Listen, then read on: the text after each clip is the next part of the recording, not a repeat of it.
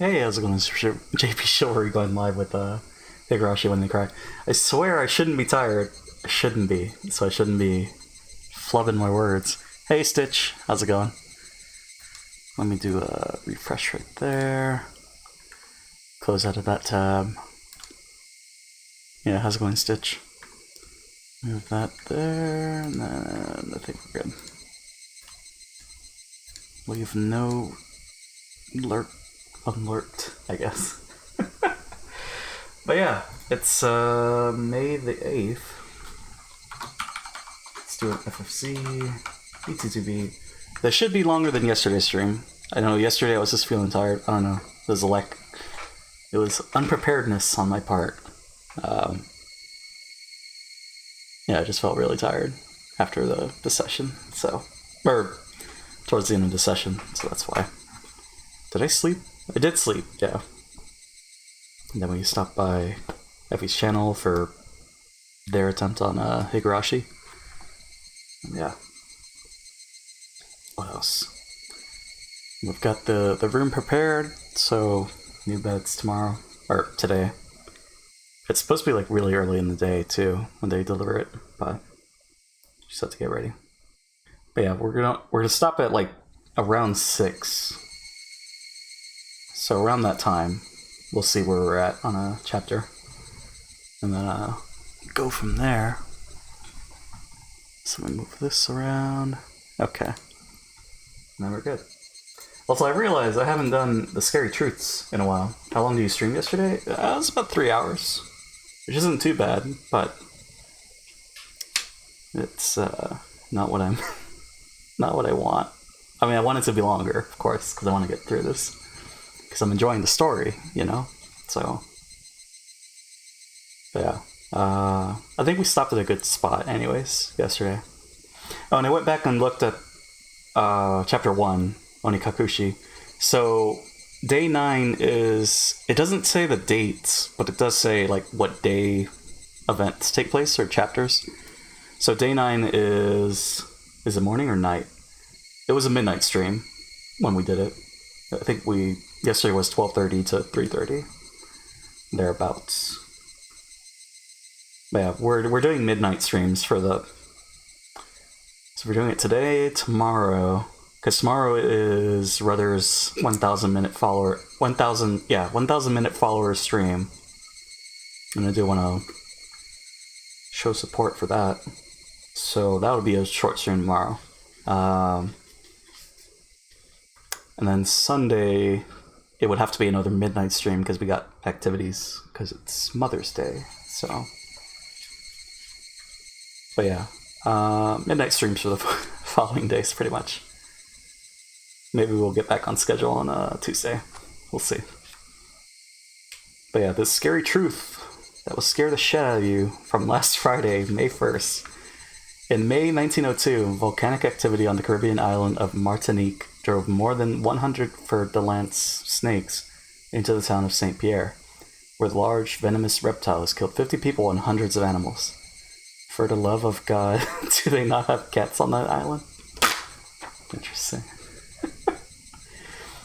May 2nd and May 3rd. And you're going to stream for 7 hours? Today? No, it'll be like less than 6. Thereabout. More Americans choke on toothpicks than any other object. Toothpicks injure almost 9,000 people every year. Did I must have. I know I've poked myself a little bit with toothpicks.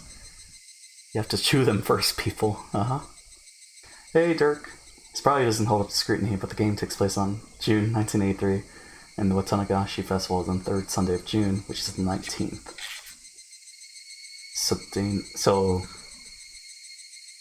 So theoretically, the game would start on June 10th, and then it ended on the 25th of June for the first chapter. How does it... Wait.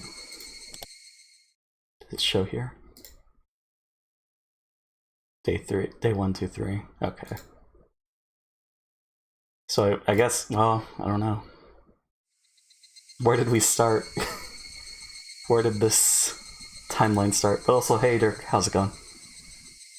Also, the title, right, back in the 90s. Because I looked it up, Cardcaptor was a 90s thing. So, I was like fairly confident on that, but just want to make sure. Yeah, like late 90s. A person can live without eating for weeks, but will only survive 11 days without sleep. Only 11? Damn. People around those who haven't slept, however, will only survive a day or two. Is that how it works? Monday, May the 4th. Molds are tiny organisms with thread-like roots that burrow deep into the foods where they grow. While some molds are safe, like those used to make certain kinds of cheeses, Roquefort, Gorgonzola, Brie, most molds are unsafe for consumption, as they can contain Listeria, Brucella, Salmonella, E. coli, and other harmful bacteria. Mold is also used to make framunda, a briny, piquant cheese from the nether regions of Czechoslovakia. Well, that was the joke. That was the joke bit. Tuesday's Scary Truth. Tornadoes are the products of thunderstorms that pop up suddenly and without warning. They produce winds that can exceed 250 miles per hour and can damage areas more than a mile wide and 50 miles long. For once, I will resist the urge to make a fart joke here. Why? Because you're probably expecting it, and I hate being predictable. Alright. Okay. Wednesdays. Many of the low-fat menu items at Applebee's restaurants contain over 500 calories. The low-fat chicken quesadillas, for example, weigh in at a whopping 742 calories and 90 grams of carbohydrates per serving. Applebee's slogan, "Welcome to the neighborhood of people who think they are dieting but aren't." What does that sound in the back? That's the cicadas. It's the Higurashi. Are they crying? I don't know. I haven't really ate at Applebee's. I know in one of my Instagram photos, I think that's from an Applebee's, but yeah, haven't been there in a while. Probably shouldn't go back. May 7th, yesterday's Scary Truth. According to a researcher at the Michigan Sinus Center, you can stay healthy and combat allergy symptoms by rinsing the nose with salt water. What? I've heard that this is not really scary. Well, is it? I don't know. It's more like just fun facts. I've heard that a colonic is also good for you, but I won't be doing that either. Salt water on the nose? Also, today's Scary Truth. Up to 20% of Americans have genital herpes, which has no cure and is easily transmitted through sexual contact. Genital herpes, the gift that keeps on giving. Well, I'm pretty sure I don't have that. So let's keep it that way. Anyways, let's get the show on the road. Well, what's up, Stitch? So, wait. Oh, right. Why was I derping? Just press load. There we go. We already read the tips, I think. Right, it was delicious. So the last thing that happened was Shion went to our house, gave us food because we didn't get to eat our food, right? From the curry event. And then the tip was thanking Shion for the food. And Mion was acting weird. So, we'll see what happens. Let's continue. I might have explained this before, but phys ed at our school is really just an exercising disorder. After some random warm-ups, the rest of the time is spent doing whatever. You're free to cause a ruckus or just fall asleep. I'm not really sure, but doesn't the Board of Education have some sort of curriculum for this? Something like, when you're this old, you should have this amount of physical ability. I have no idea what you're saying, Keiichi-san. It's rather difficult to understand. Well, you see, it's something like a rule for teachers to follow during class. Ha ha ha ha. Maybe you weakling city folk need something like that. But do you really think us country-raised kids would lag behind in physical ability? They're all so strong. Well, Rena is. We've seen Rena's strength. We're better athletes than you would think, Keiichi. Come to think of it, they might be right. Is it all reading? It's all reading. If we all lined up for a race, there was a good chance I'd finish dead last if I didn't start off well. Let's just pray that when a brutal penalty game is at stake, the 100-meter dash isn't a club activity. On that note, I watched too much television, so I'm fantastically tired. I'll be using this time to catch up on my sleep. It's 4th period, I'm completely starved. If I don't sleep now, when will I ever? As I began to sprawl out on top of a pipe, Mion grabbed me by the collar. Do you really think I'd let you sleep in peace and quiet? With that look on your face, it'd require more courage to try and take a nap than not. Bit of grief. Which means, is he gonna start again? Now, just killing time with idle chit-chat until the bell rings is impossible for us hot-blooded youth, isn't it? Shall we start a club activity? Just as I thought, it's come to this. What's today's game? Now, if this is happening, taking a nap is impossible. Not just that, the sleep-deprived head of mine is as good as mincemeat. You could survive for 11 days. I have to get my brain into gear. Rena thinks that we should decide what today's penalty game should be before we start. Hehehe. Rena knows what's up. I prepared something super special today. She began to announce the cruel penalty game with a grand spinning flourish. But before she could do that, let me lower the volume. I'm sorry. I have something that I want to do.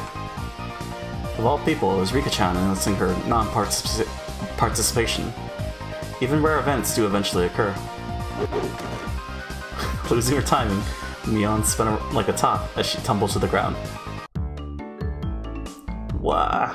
Huh? What's the matter? Are you not feeling well? Oh, that's right. Mi-chan, she has to practice for the Watanagashi. It's coming up. That's right. It's this Sunday. Rika is in the middle of super serious training right now. I've been working too hard lately, so my arms hurt. I see. Well, there's nothing that can be done. There's no point in doing it if we can't get everybody together. Today, let's just take it easy. I'm very sorry, but I'll try my best. Yeah, good luck. We'll be cheering you on. When Mion announced that today's club activity was cancelled, Rika-chan and Satoko headed off behind the school building. Only I was left alone, completely clueless as to what everybody was talking about. What was that about? Is Rika-chan training for a competition or something? Right, he doesn't know. Rika-chan is a shrine maiden for the Watanagashi, so she has to perform a ritual dance. It's practice for that. Why don't you explain things in order? First of all, what is this Watanagashi? Next, what do you mean by shrine maiden? Last, what do you mean by ritual dance? Huh? Didn't you get the notice at your house, Kei-chan? Wasn't it written there? Watanagashi Festival is this Sunday. Huh? Come to think of it, I have a feeling Mom did say something about it during dinner the other day. The Watanagashi is a festival that happens at the shrine on a Sunday every June. It's very lively. Oh yeah, it's any Sunday. Or a specific Sunday, right? I see, but Watanagashi sounds like a pretty strange name for it. Is it something like the Lantern Festival, where they have a memorial for the dead by floating things down the river? I've seen a live-action version. Oh, it's funny how made the characters have different hair color. I've seen a live-action version where they all have dark hair. I mean, that's how it is, right? I mean, I think in the Bleach live-action, they all have dark hair. I don't think Ichigo has orange hair. And then, Death Note... Well, Death Note's fine. Right. Never mind. Curious. Once we finish this series, I'm definitely gonna check out the anime and some stuff. Oh, I figured you might guess right, Kei-chan. The Watanagashi, or Cotton Drift Festival, is as the name implies, where we set cotton drift down the river. The cotton, you see, is from futons or jackets. So it'd be something like a futon memorial. They also pile futons up on the altar. I've heard of people leaving offerings of things like needles or kitchen knives to their ancestors or to casualties of war. But an offering of futons is a first for me. What's the history behind that? Mion tilted her head pensively. Shaft tilt? I don't think there's a complicated backstory to it. The winters around here are pretty harsh, so things like warm futons and coats to ward off the cold are fairly important, I guess. Ah, I see. In other words, it's something like giving thanks to the futons that took care of you during the winter then. Then, the Shrine Maiden holds a memorial service for them and set them adrift. That's what the Watanagashi is. Neon and Rena indicated that I had the correct answer with a round of applause. And you see, that Shrine Maiden performing the memorial is Rika-chan. Oh, so Rika-chan is a Shrine Maiden? Now that you mention it, Rika-chan does have a mystical air about her. Right? Rika-chan in a Shrine Maiden outfit. How cute. It certainly does seem like it would suit her. Yeah, it might be cute. I finally get what you're saying. Rika-chan's training is for her performance as a Shrine Maiden then. That would be it. The Shrine Maiden has to purify a number of futons as part of the ceremony. It's practice for that. It's a lot of hard work. The Shrine Maiden has to carry a large ceremonial hoe as part of the rite, and it's really heavy for Rika-chan. Well, Rika-chan is pretty small. Exactly how heavy is that hoe? It's pretty heavy. Enough that Rika-chan has been practicing with a mochi mallet. Wait a minute, that's way too heavy. Forget about Rika-chan, that'd be rough even for me. It's a sacred ceremonial hoe. If she dropped it by accident, it'd be big trouble. Well, it's a once-a-year kind of deal. All we can do is cheer from the sidelines. It'll be okay. She pulled it off last year. Really? Then the least I can do is cheer her on. Even something that little would help, right? I was rather curious about exactly how she practiced. Mion laughed as she shook her head. Smug. Leave her alone. If you go, Rika-chan will get all cute and won't be able to practice. I didn't quite understand what Mion was saying. You see, Rika-chan doesn't like showing people how hard she works. Okay? So just leave her be. Even the always cool and aloof Rika-chan has times when she sweats while giving it her all. Because she was always so well put together, she didn't want people to see an ungainly side of her. It's not like I couldn't understand that feeling. All I can do is pray for her success, huh? Do your best, Rika Furude. Ganbaru. Cheering for you. Well then. I climbed up onto the pipe and plopped down on my plopped down on my side. I swear I'm not tired. Hooray, hooray, Rika-chan. In order to transmit more of my psychic waves of encouragement, I'll be entering a meditative state now. Zzz. So you're just going to sleep after all?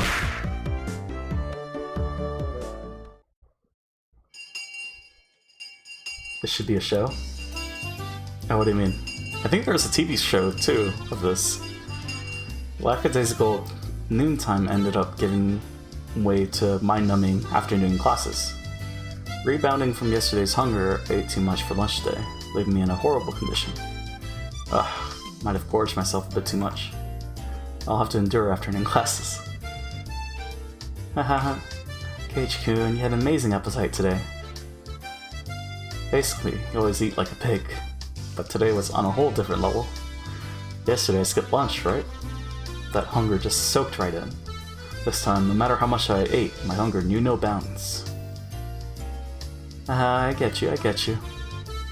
But really, Ch.2, you always finish your lunch down to the last bite. Heck, even down to the last grain of rice. With food, you show your appreciation for the person who made it by eating it, you know? If you leave any behind, it's rude to the person who put in all that effort. Hearing that, Mion's eyes momentarily widened in surprise, followed by a cool laugh. Ch.2, really? At first glance, you seem unruly and irresponsible, but you're actually pretty conscientious. Well-disciplined, or something like that. Yeah, Reno thinks so too. Ch.2 is a lot kinder than he looks. Both of them were probably trying to compliment me, but I had a strange feeling I wasn't being complimented at all. That's not true. I just wanted to say that there's a big gap between your appearance and your personality. And I'm saying that's not a compliment. Hey, Sonozaki-san, Meibara-kun, we're in the middle of class. How far did you get, Sonozaki-san? Bring your notes up here, said the teacher. Startled, Mion vocalized a rather easy to understand utterance. She was so enthralled in the conversation she had stopped working completely. Doing alright. You haven't progressed at all. You're in the highest grade, so you have to shape up. And Mion looks like she's getting lectured. Poor bastard. Appearances can be deceiving, in other words. Actually, appearances might be the opposite of reality. You say some interesting things. Responding to Brenna's seemingly profound statement, I turned my gaze to where Satoko was happily studying together with Rika-chan. Are you saying that brat Satoko is actually really meek? If I went by what Rena literally said, then that would be the case. I could hardly imagine Satoko being meek and gentle like a girl in some fairy tale. Satoko-chan's been rude lately, but just a while ago she was pretty different. She acted really spoiled, noise. Yep. And keep this a secret from Satoko-chan, okay? That's Satoko. Acting so cute? For Satoko to play coy, I think that would have to be some part of some calculated plot. Even if she was to hide behind someone, I wouldn't think it was because she was attached to them. But since it came up, I tried to imagine a gentle and coquettish Satoko. No. What's going on? Oh. Hey, Satoko. What is it, Oni-sama? Satoko smiled cutely and walked towards me. By the way, for every 3 steps forward Satoko took, for some reason I took 3 steps away. Oni-sama, why are you running away? Sorry, Satoko. For you to approach me with an affectionate smile on your face, I just have to think it's some sort of trap. That's so mean. Oni-sama, you meanie. Wah. So sorry. I didn't intend to be so mean. The weeping Satoko came closer to me. I'm a sucker for tears. Click. Clank. Huh? A bear trap? My leg was being clamped down on by jagged metal teeth. Oh ho ho ho! You fell for it. Now for the next part. Satoko raised her right arm triumphantly and traps began to trigger one after another. Have to go be back at 2. Sounds good, Stitch. I'll catch you later. Suddenly, the wall sprang forward and throwing me 3 blocks away. And there I saw a giant metal ball covered in spikes, hurtling towards me. On top of that, in the direction the ball would knock me was a giant guillotine. Not really sure, but Ch.2, you're not thinking of anything completely ludicrous right now, are you? Not really. Not at all. That's a lie. You've got the kind of look on your face that says, I'm gonna be crushed by a giant spiked metal ball. How could my expression convey what I was thinking like that? Sorry. Imagining a meek and gentle Satoko is impossible right now. I'll try again when I'm in better shape. Next, I looked over at Rika-chan, who was working diligently on some kanji drills. In contrast to Satoko, her default state was meek and gentle. If Rika-chan came at me saying, Oni-sama, I'd hug her. Tightly. I could get used to that.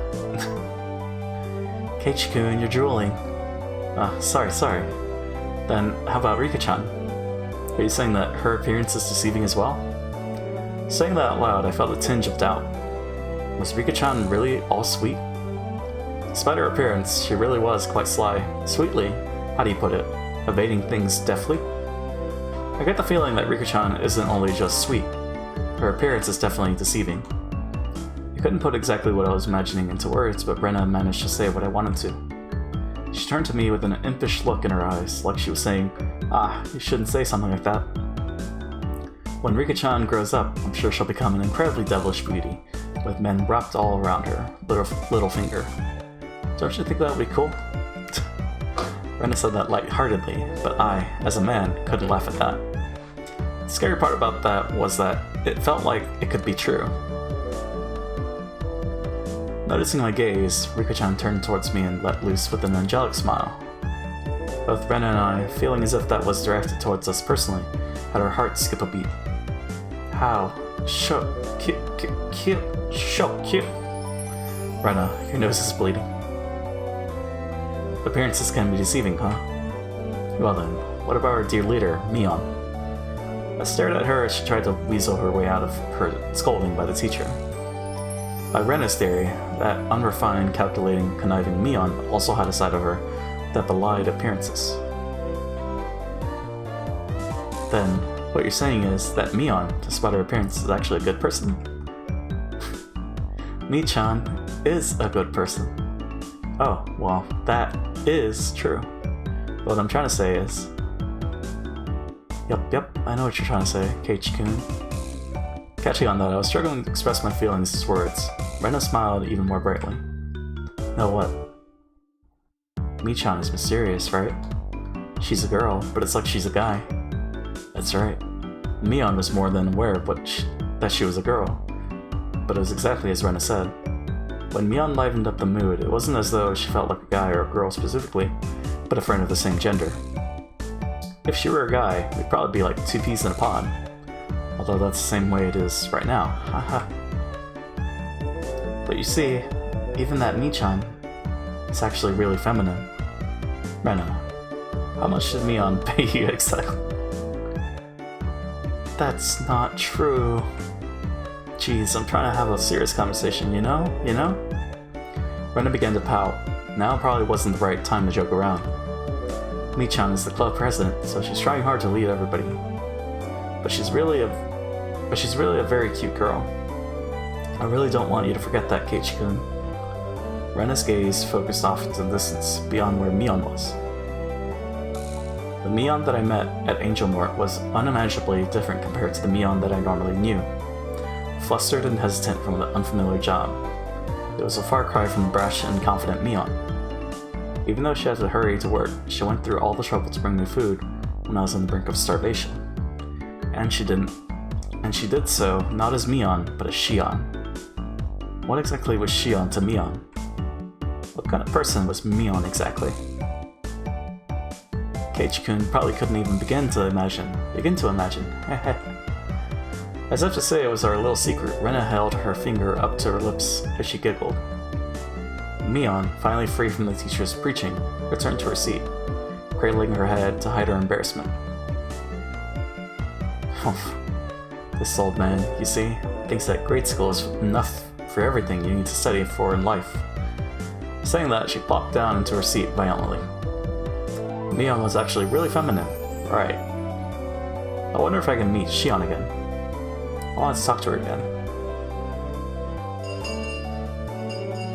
Clang, clang. Clang, clang, clang. Blows the trolley. The principal waved around the bell that served as the school chime. The teacher rushed back to the blackboard and began to list everybody's homework assignments. Well, looks like there's going to be a lot of homework today. Gotta buckle down. Well then, that means even Rena? Huh? What do you mean? Appearances can be deceiving. Would that apply to you too? Huh? Ch.2, how do you see me? How?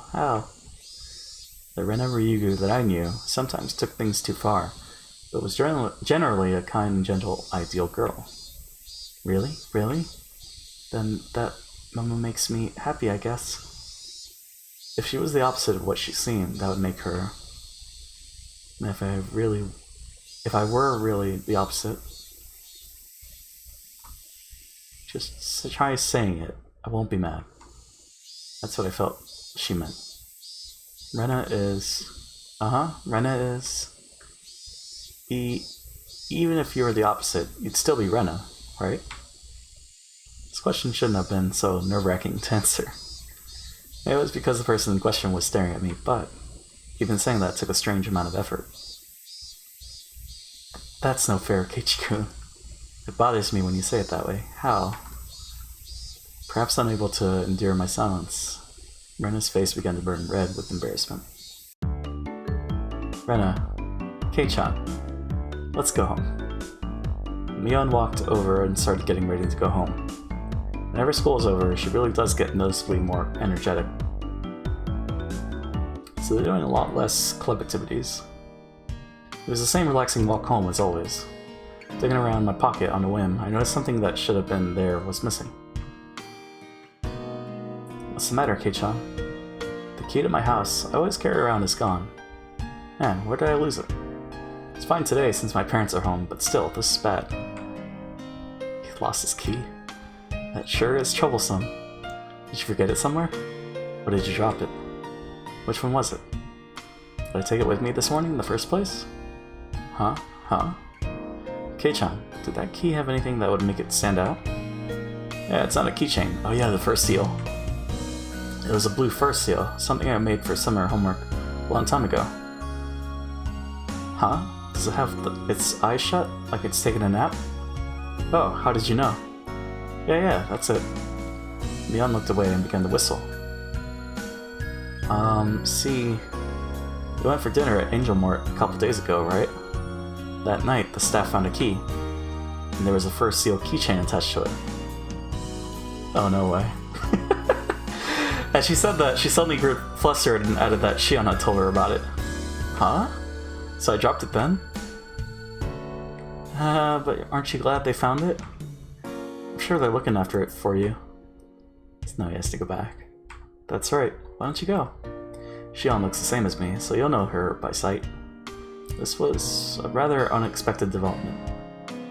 Once again, I had no choice but to go and meet with Shion. But I also had to thank her for the bento from yesterday. Besides, taking some time and chatting with this other side of Mion might be interesting. Half jokingly, I began to think about things like this. Right. Angel Mort, was it? I'll head over to Shion's restaurant and get my key back. While I'm at it, having a nice spot of tea might not be a bad idea. You sound like an English gentleman. It totally doesn't suit you, K-chan. Is this the restaurant? The one that Mi-chan's little sister is working at? Yeah, why don't we go together, Rena? Sorry to disappoint you, but I have plans with my father today. Some other time. Rena seemed pretty disappointed about having to miss such a great opportunity. You said they were twins, but do they really look that much alike? Enough to mistake which is which? Yeah, they're totally the same. At least on the outside. Unlike Mion, she's well-mannered and really cute though. In response to my teasing, Mion pouted and began to argue with me. I couldn't help but burst out laughing at Mion's little farce.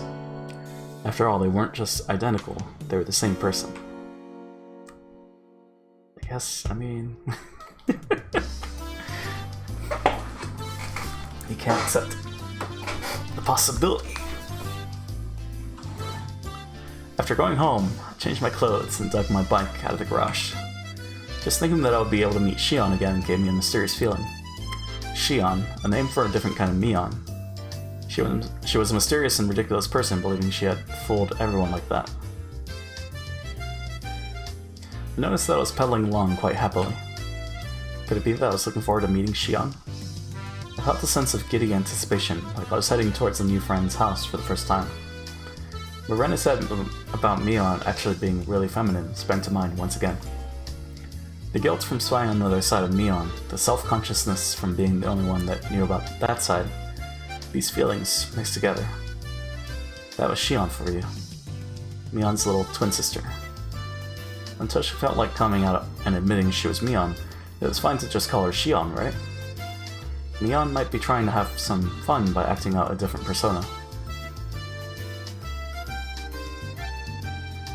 As I reached the top of the steep hill, the horizon expanded before me. I was almost at the station. The last time I wasn't embarrassed since I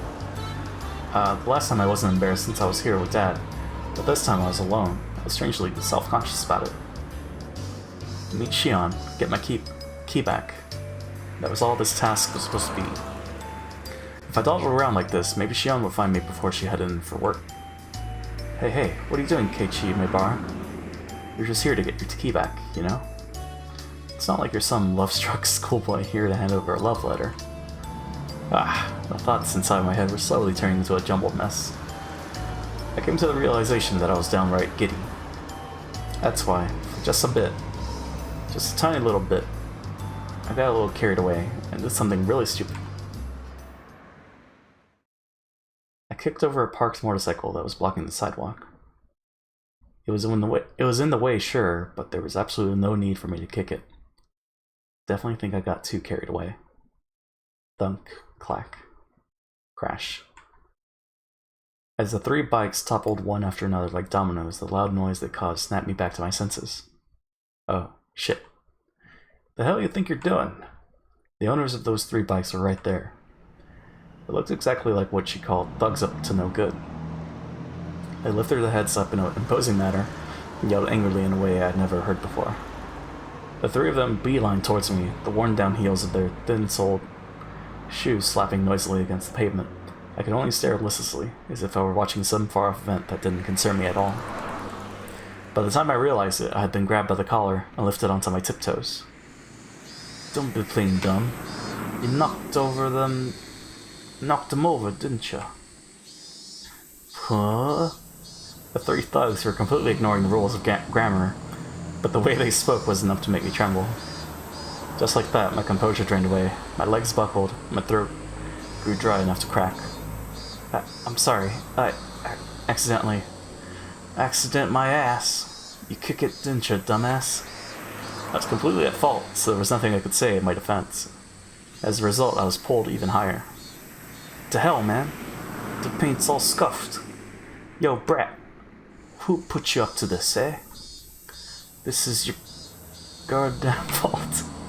The 3 of them continued to yell at me. I had no idea what each of them were saying.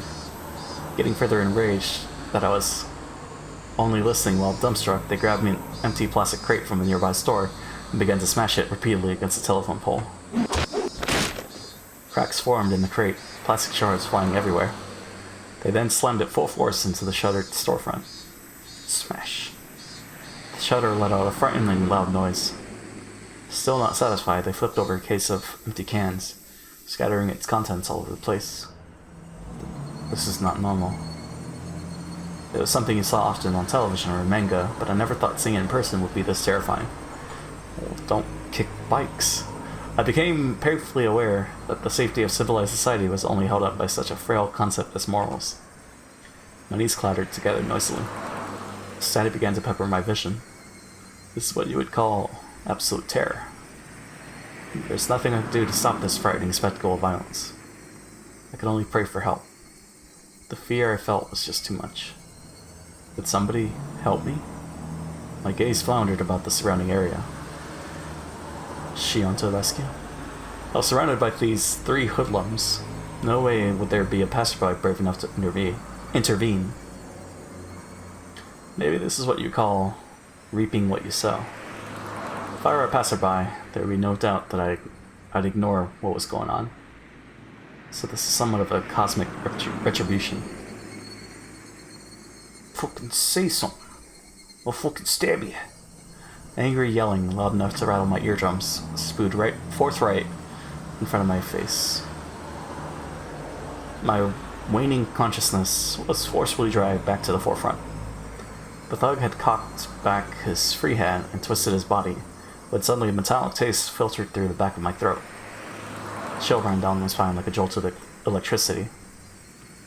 Seeing what was going to happen next, I squeezed my eyes shut as tightly as possible and grit my teeth. Does he have a gun in his throat? Is that... You're making quite the racket, you stupid pieces of trash. Get out of my sight. That voice was a short distance away. Still holding me by the collar, the 3 thugs spun around to look behind them. Oh hey. What the fuck you say? Saying there was Mion. She stood there, displaying an imposing stature that I'd never seen before. She didn't have the same look on her face as she did when we were playing around during club. Those were the eyes that would instill fear in anyone who looked upon them. The eyes of a raptor. They were the epitome of terror. At the same time, they were the most reassuring things in the world. I'll only say this one more time. Let go of Kei-chan and get lost. Mion, without an ounce of fear, laid down her ultimatum. Of course, there's no way those 3 wouldn't go absolutely berserk. Plus she has a different outfit than Mion. I mean, I guess facade, sure. The situation instantly turned explicitly dangerous. You fucking bitch. I'll fucking bash your head in. Stop it, Mion. These guys are like rabid dogs. No amount of bluffing will work. Mion, it's dangerous. So, I knew what I was saying was pathetic, but I couldn't let Mion get involved in this. No matter how you looked at it, Mion was only bluffing. But did Mion even know the meaning of the word bluff? However, the reason behind everything soon became apparent. They were slowly increasing in number, little by little. At first, it was only businessmen on their way home stopping to take a look. Then, it was housewives in the middle of shopping taking a gander. Next, what seemed like the owner of some store showed up, and it was pretty clear he wasn't just looking. Around Mion, there was already about 7 people gathered. It felt different than people coming out to support a friend. If I had to say why, it's because the group that gathered was diverse in age and gender. The 3 thugs seemed to slowly realize that there was something strange about the situation. Who the hell are these guys? Behind them, at some point, 4 more people of differing clothes and ages had gathered. A girl who looked to be in middle school, a man wearing a bakery apron, an old lady in a house-cleaning smock. More and more, people of various ages. Their gaze is comparable to Mion's for of hostility, of intimidation. Before I realized it, over 10 people had formed a ring around us. At that moment, 5 elementary schoolers ran in and joined the circle. There were some familiar faces, some of our classmates. Then these people were residents of Hinamizawa. More and more people from Hinamizawa gathered around. In obvious contrast, the residents of Okinomiya were passing by as quickly as possible. The fuck are you guys? Go the fuck away. The group surrounding us had suddenly swelled to around 20 people. Jesus. Completely encircled, the faces of the thugs began to show the first signs of panic. Nobody spoke a word, Leon included. That made everything completely unnatural, and depending on which side you were on, completely terrifying. Only the thugs' voices echoed out like they were screaming. Somebody took a step forward, closing the gap between them. As they did, everybody else took a step forward, shrinking the circle. The hoodlums went pale as they were pushed together, back to back, while still yelling angrily. They were trying to string together vulgarities, but for some reason it sounded like they were crying out for help. Alright. What's going on here? What's going on? It was sudden. A solidly built officer cut his way through the crowd. At some point, 2 police cars had arrived. Some passerby had undoubtedly called for them. Several burly officers appeared from inside the second vehicle. Oh, officer, good timing. There you go. The extortionists, caught red-handed. Please arrest them. The fuck? This brat's the one that's wrong here. Leon, returning to her usual self, was nonchalantly pointing at the hoodlums to the police. Of course the thugs were furious, but now that it had come to this, there was nothing they could do. It was their loss. Okay. Come over here for a second. Come on already. The officers handcuffed the thugs and dragged them towards the patrol cars. The fuck? Let me go. We're the victims here. You listening, damn it? No matter how much of a ruckus they caused, the officers paid no heed. In the blink of an eye, they were crammed inside the 2 vehicles. They could still be heard yelling while inside the police cars, but what they were saying was no longer intelligible. Oh hey, are you alright? Are you injured? It's probably a detective. The man leading the police peered at my face. No, not really. Well, that's a bit of a silver lining then. Well then, have a good year. The portly man, after taking a quick look around, addressed the crowd. Thank you, citizens, for your timely report. Thanks to your efforts, we were able to keep the peace today. It's a wonderful thing. It's not a different laugh. It's a different laugh, right? Thank you for your hard work, Detective Oishi. As a citizen, I thank you for your daily efforts.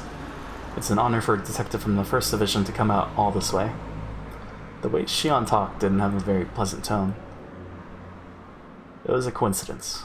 I happened to hear the call over the radio on the way back from the prefectural office. I just made a little detour. Please, keep up the good work. I pray for success in your future endeavors. Ah, shucks. It's a good thing there were no injuries, though. Oishi-san, we're done here. Let's go. Well then, have a good year. Sorry, could you make way? The detective named Oishi, after jovially making pleasantries, lumbered over to the waiting police car. It quickly set off, disappearing down the city street. It was over so quickly. So quickly, I was dumbstruck. I didn't even get to ask the officer what was going on. It was like they came here quickly to disperse the mob before any trouble could start. After making sure the police cars had left, Mion snapped her fingers sharply. Alright, that's a wrap. Don't come back. That was the signal. The tension melted away in an instant as everybody began smiling. The middle-aged man helped me up. Are you okay, young Maebara? Next time pick your fights a bit better. It's not like I wanted to fight. Are you hurt anywhere? If you hit your head, it would be a good idea to get an x-ray taken. Another lady I didn't know the name of was concerned about my injury.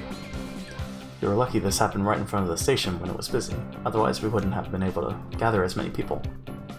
Next time, be more careful. City kids these days are pretty unruly. Grumble. I was even warned by the old lady in the smock. As Shion finished applauding the dispersing group for their efforts, she strode over to me. Well, you're pretty good, Kei-chan, but I also think you should be more careful about who you pick a fight with. Thanks, Mion. You saved my bacon there. Like I said, I'm Shion. She made a troubled expression as she turned her gaze downward, blushing in embarrassment.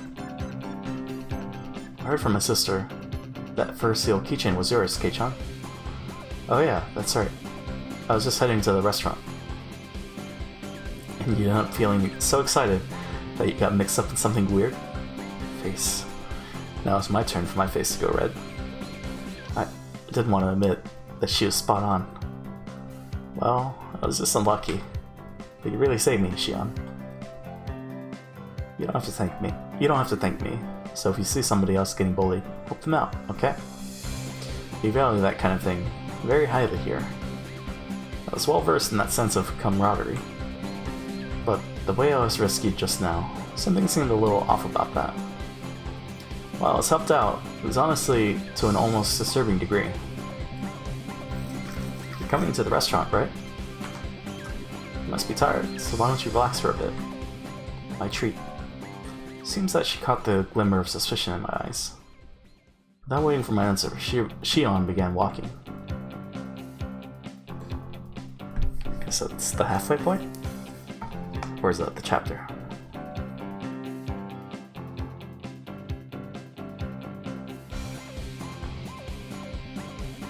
I guess usually the chapter ends are when the day ends, right?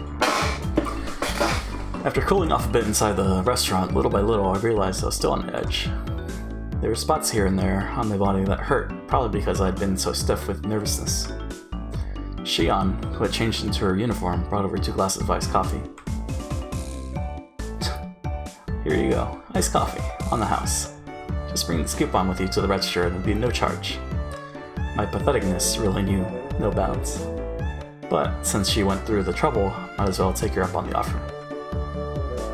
Even though it started out as such a lovely day, I had to get carried away and do that soup thing. I completely ruined it. But really, you really saved me my hide there. I've really come to see you as reliable. Even I was scared, but Kei-chan was in trouble, so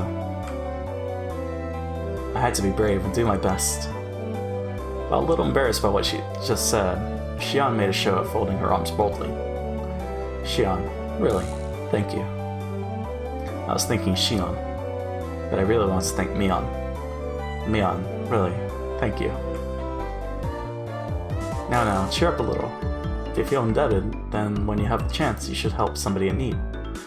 Like, for example, if I'm ever in trouble, please come and save me. Ah, yeah, of course. It's a promise. Haha, you absolutely have to. Taking advantage of my words, she seemed happy about my promise. So if I'm ever in trouble, Kei-chan will come and save me. Hope trouble comes soon. Ah, you finally smiled, she said as she smiled herself, poking me in the cheek. My downtrodden K-chan is as good as an imposter. Come on, smile, smile. That tickles. Stop. Wah. Thanks to Shion's meddling, I finally cheered up a little. All the muscles in my body that had stiffened because of the incident finally began to relax a little. When you're in a better mood, don't you get a little hungry? I'm kinda hungry, so I want to eat some pancakes or something. Do you want some too, K-chan? I wanted to show a little restraint, but the restraint really wasn't my thing. That's how I replied without any. They're good, right? Pretty picky when it comes to pancakes. Haha, don't worry. Our pancakes have a pretty good reputation. Shion ordered some pancakes from a nearby waitress. An employee ordering from another employee seems kind of weird. Hey, speaking of that, wasn't Shion in the middle of a shift? She's just been slacking off while talking to me. I told my uncle that you saved me when I was surrounded by hoodlums, so he's rewarding you. So I have the manager's permission. That's exactly the opposite of what happened. Is that alright? It's perfectly fine. By the time the pancakes arrived, we had entered into a relaxed conversation. As the two of us ate pancakes, we livened up the mood with some chit-chat. About what was on TV, celebrities, that kind of thing. Hobbies, food. Really nothing more than idle chit-chat. Talking together like this, I once again became conscious of Shion being a girl. Hey now, that's funny talk, Keiichi Megara. Shion and Mion are the same person. If there was anything different between them, it was only whether or not Mion admitted she was Mion. But given that, how come our conversation was this different? Because it's a different person. You fool! Kei-chan, you don't think of my sister as a girl, do you? That's not true. If she were a guy, I'd punch the living daylights out of her. I think the reason you guys get along so well is because you have that kind of platonic relationship. That's a pretty rare and enviable thing to have, don't you think? I don't get what you're saying, but it really would be a waste to treat her like a girl. Hey, Kei-chan, that's sexist. Hearing the word sexist was cause for introspection. What was I prejudiced against Mion and Shion for? Mion was Mion. She was the best friend a guy could have. No reservations and head and shoulders above me when it came to club activities. If I had met her 5 years earlier, my life would have probably been a lot more fun. Of this, I had no doubt. Then what about Shion? She was Mion's little sister, and it hadn't even been 3 days since we met. Her relationship was much more distant, as the only thread we had in common was that I knew her sister. And for Shion, it was the same. I was somebody she met 3 days ago, only because I was a friend of her sister's. The difference between Mion and Shion? Friendliness? Familiarity? Playing around with those unclear thoughts? For a while, I had stopped listening to Shion. Hiccups. Hypothetically, okay? Are you listening? Sorry. Yeah, I'm listening. This is just a hypothetical question, okay? Both me and my sister are in trouble, okay? We're dangling off the side of a cliff. Which one of us do you save? You can only save one. It's ultimatum. She wasn't saying it to tease me, but I had a playful tone behind her voice. That's not a nice question. I want to save you both, but I can't do that, right? Right. You can only save either Shion or Mion. Who do you save? If it were Mion, I don't think she'd be in that situation in the first place, as it's something she could easily get out of herself. But what about the normal, frail Shion? I guess I'd have no choice. It's not my sister, right? If Mion and Shion were different people, I suppose it would come to that. I couldn't confirm nor deny it. She should have been smiling, but her gaze was locked firmly to mine. In other words, that's it, isn't it? My sister is... Huh? Sorry, I messed up what I was trying to say. Shion was trying to talk in a lighthearted manner, but I felt that there was something more behind her words. Was Mion trying to tell me something through Shion? Not being able to put a finger on exactly what it was vexing. Shion, to hide her embarrassment, turned the conversation around. More importantly, just now, were you surprised? When everybody kept on showing up? Of course I was. For Rena or Satoko, that would have been one thing. But for all those people, young and old together, they're all from Hinamizawa, right? Yeah, that's right. Everybody in Hinamizawa is pretty close-knit. The enemy of one is the enemy of all. Nobody's gonna look on from the sidelines. They're a pretty reliable group of residents. If somebody is being picked on, then everybody unites to get rid of the bully. Well, now I'm just thinking back to the end of Onikakushi. I guess.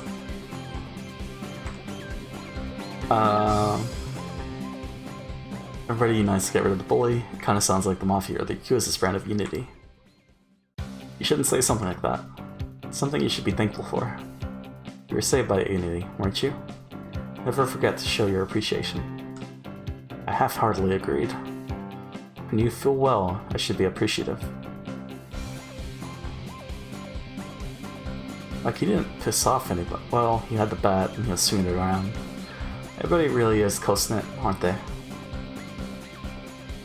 Maybe it's because of tradition? Hinamizawa has been in danger of becoming a ghost town on several occasions. There's been a history of the villagers united together each time to fight for the village's continued existence. For example, Kei-chan, did you know about the Hinamizawa Dam Project? Hinamizawa Dam Project? Let's see, I feel like I've heard somebody talk about it before. He hasn't talked to Tomitake. About 10 years ago, there was a sudden proposal to build a dam here, which would have submerged Hinamizawa underwater. Oh, that story. I think I heard my dad talk about that. But I'm pretty sure that plan was cancelled, right? We made them cancel it. Everybody banded together. So that was a well-earned victory. That sounded pretty much like the story I heard. The protest intensified to the point where it was featured in newspapers and magazines. As a result, the plan was suspended. The whole story with the dam apparently started before I was born. At first, the proposal was only for exploratory purposes, or a small dam to control erosion. But then the cat was let out of the bag. If it were completed, it would have been the biggest dam in Japan. Not just Hinamizawa, but several villages upstream would have been submerged as well. The protests immediately began.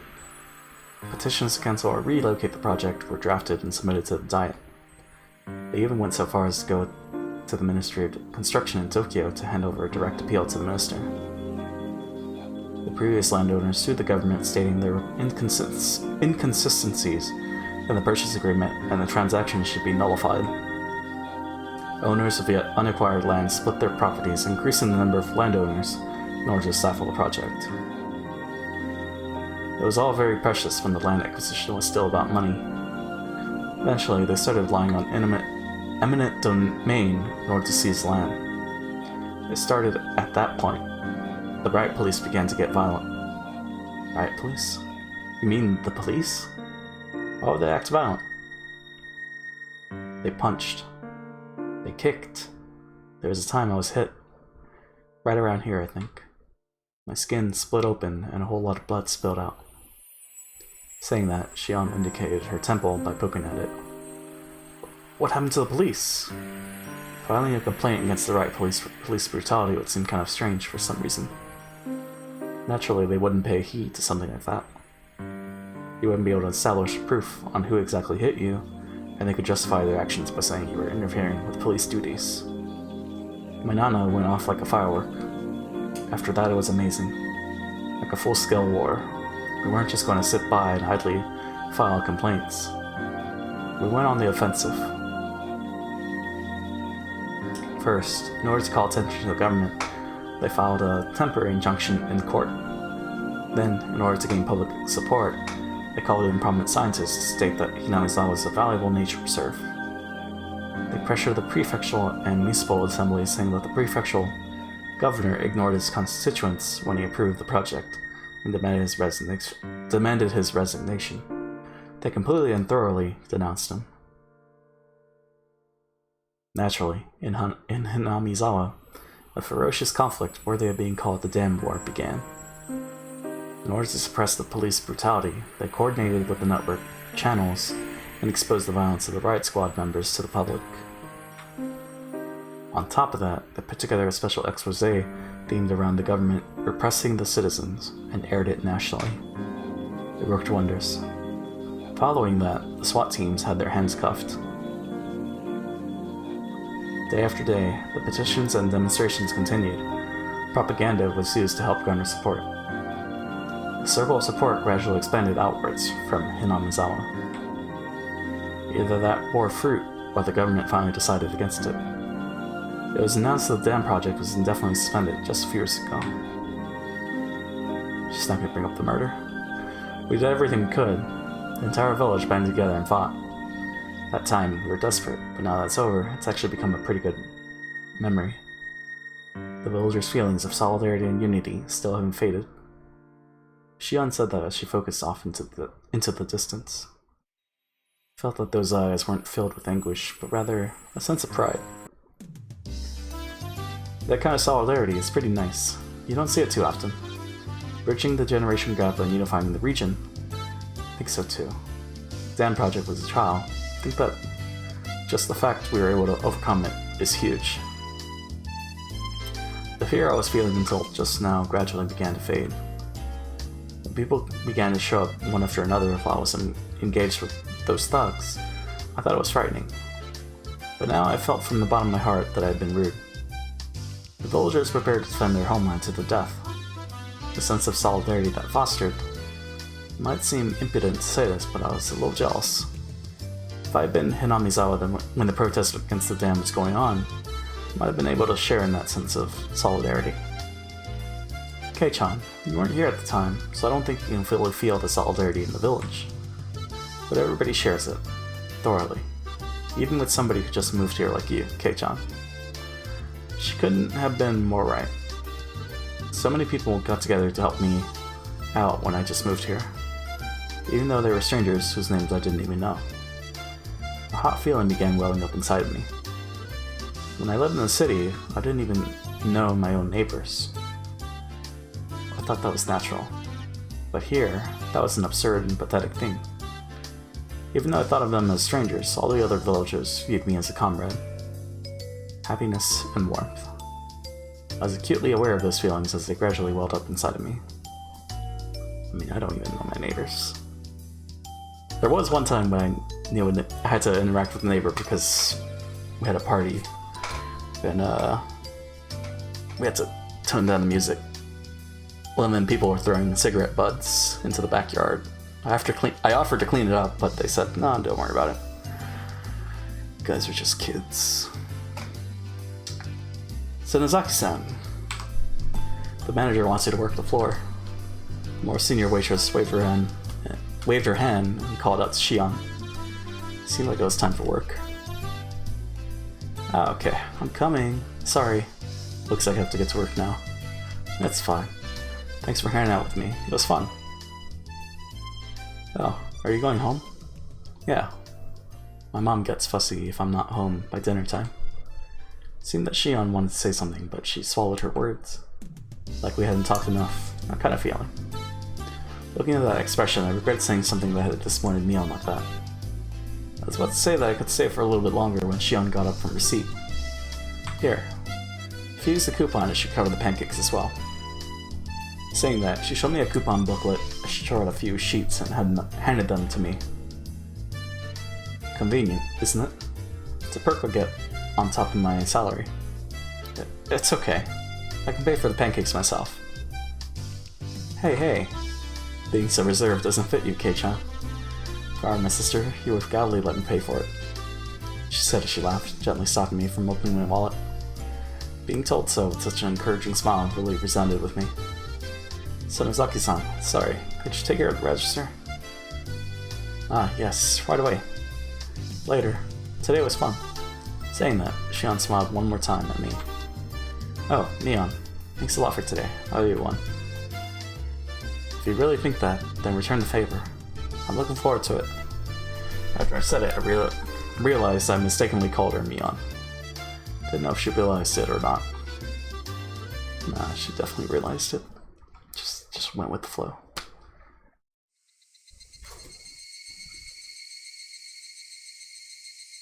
Oh, we have a survey. What? Lazing around watching television after dinner was part of my daily routine. Might seem like a waste at first glance, but you could say it was an important time when I was able to accrue knowledge of everything, from politics to economics to various trivia. After dinner was valuable time well spent while the brain was at its most supplied with nutrients. You idiot! It's obvious that Tokyo Tower is taller. Today I tested my knowledge of trivia by watching my weekly quiz show. Sitting in front of the television, I was able to get a lot of the answers right. But if I were actually up on stage, I'd probably fail miserably. Keiichi. Phone call from Sonozaki-san. Okay. Sonozaki? That's Mion. It was a little late for her to be calling. I had a bad feeling about this. I had a hunch it was something to do with club activities. She was probably going to inform me about what we were doing tomorrow. This was Mion we're talking about. She might even go so far as to say we're doing club activities right now, so hurry up and come over. By the way, it was 8 p.m. Hello? No way we're having a club battle right now.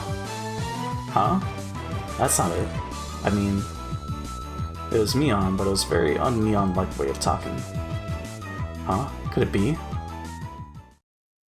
Sorry. Could it be you're not Mion, but Shion? That's right. Good evening. I'm sorry for calling so late. How'd you get the number? Well, I guess Mion, right? For Mion, this would have been an ill-fittingly polite way of talking. But since it was Shion, it was natural. I guess there's phone books too, right? Even though they were both the same person, with a dry smile, well, I mean, he's only been there for a month, right? I enjoyed that mysterious feeling. No, it's fine. What's up? Kei-chan, do you like sweets? Like cakes or desserts? There's no way I hated them. I'm an unabashed glutton. That's great. Actually, there's a new dessert contest this summer. Looks like they have a new dessert menu every season. So they were hiring taste testers for potential desserts. The desserts at Angel Mort have a good reputation. It's pretty difficult to get accepted as a taste tester. I'll get right to the point. Ta-da! You say ta-da, but I can't see over the phone. So, could it be? That's right. I have a taste testing ticket right here. If you don't mind sweets, how about it? When you say, how about it, you basically mean, with that ticket I can eat all the new desserts I want? They say to be aware of honey pots, but this is sweeter than any pot of honey. All you can eat free dessert? No way. If you're okay with that, I'll register you as a taste tester. When you come to the restaurant tomorrow, just give the person in charge your name. Then everything will work out. When you say everything will work out, you mean all you can eat? For free? Yeah, it's free. It's quite a bit, so I recommend you come hungry. This is such a delectable opportunity, it was almost scary. This is really Shion, right? It wasn't Mion posing as Shion in order to bait me into a trap, was it? What am I saying? They're the same person. Yeah. I know exactly what you're thinking, Kei-chan. You're thinking this is too good to be true, right? I mean, I would never. Snort. I heard from my sister, but really somebody who can't tell a lie. I'm not averse to somebody like that. Shion laughed with a voice that sounded like how Mion would laugh. They're twins. It's not like I was intending on it. But it just so happens that my shift ends early tomorrow.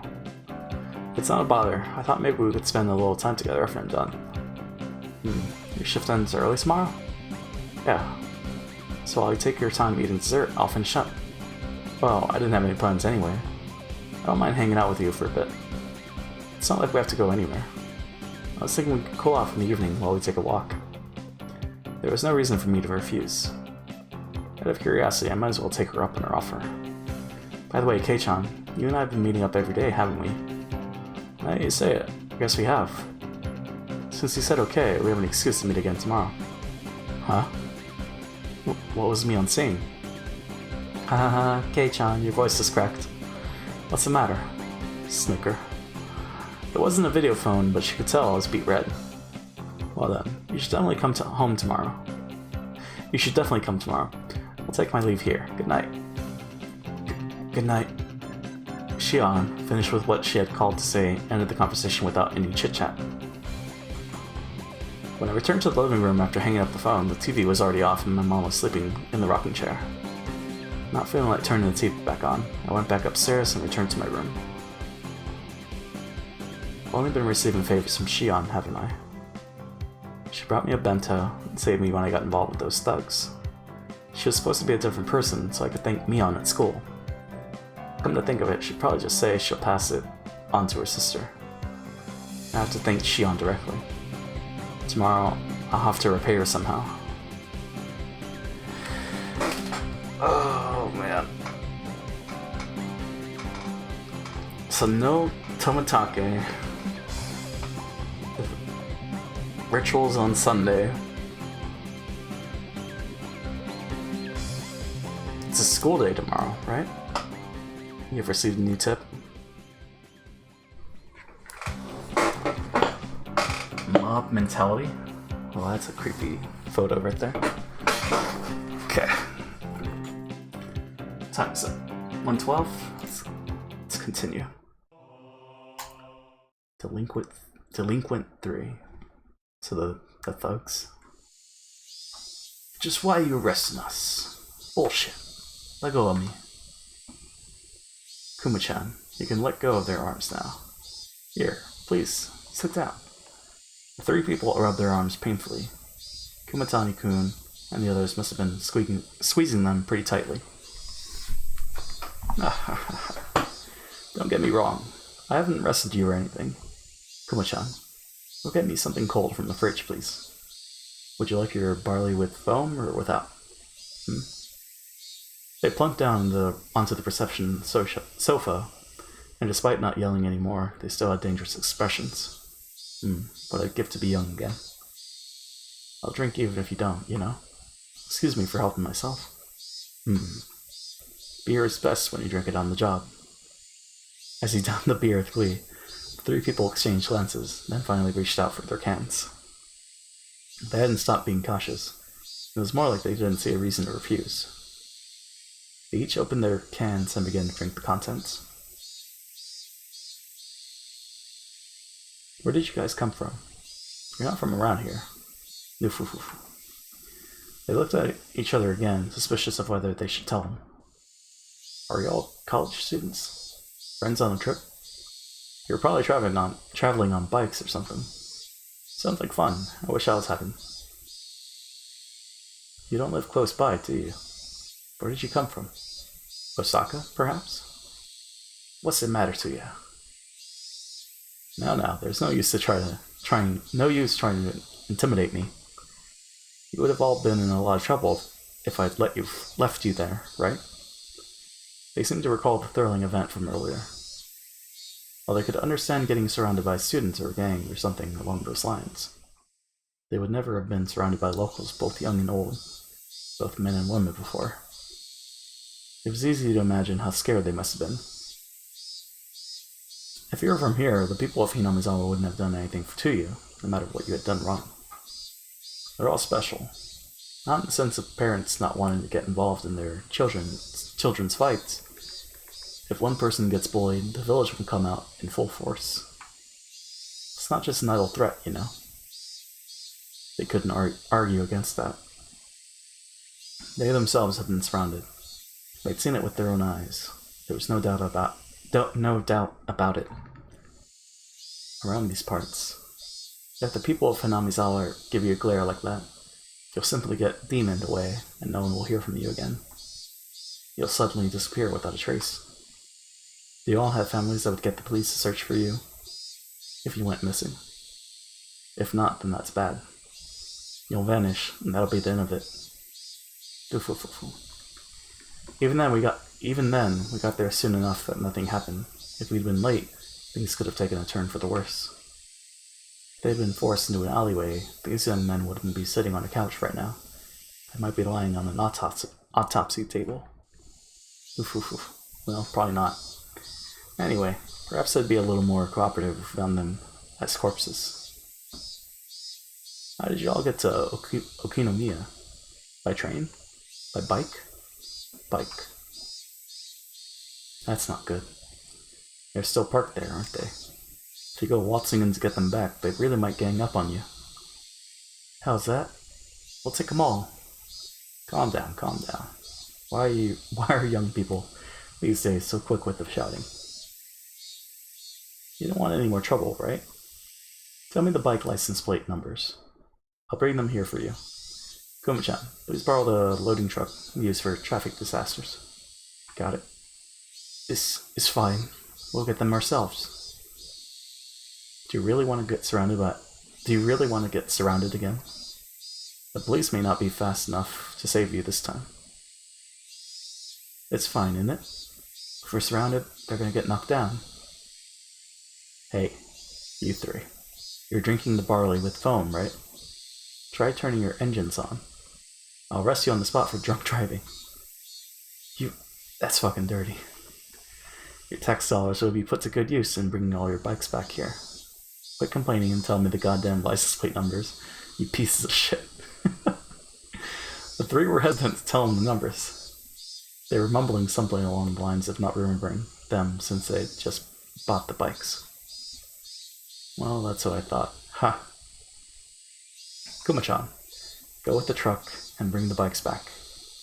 Get the tough-looking red Yamaha, the one with the broken right tail light, and the white one that had the packing tape stuck to the seat. It's those ones. They belong to you, right? They didn't answer. Those must be the right ones. Oishi-san, the truck's here, so I'll get going. Yes, please do. Wait, Kuma-chan, hold on. One more thing. What's up? Look up the numbers. You don't want to bring the wrong ones back. The three people's faces changed color. They made themselves very easy to understand. Let's take it easy here until your bikes get back. There's more beer, you know? We have some snacks too. Wanna watch TV? There's probably nothing on though. No, thanks. He's leaving. Don't want to hang here forever. Suddenly there are 5 or 6 huge officers surrounding them. Their clearly overpowering stares nailed them to the sofa. What? What did we do? Going on a trip by stealing motorcycles, huh? Students these days have too much time on their hands. Ah. Well, go ahead and save. And continue.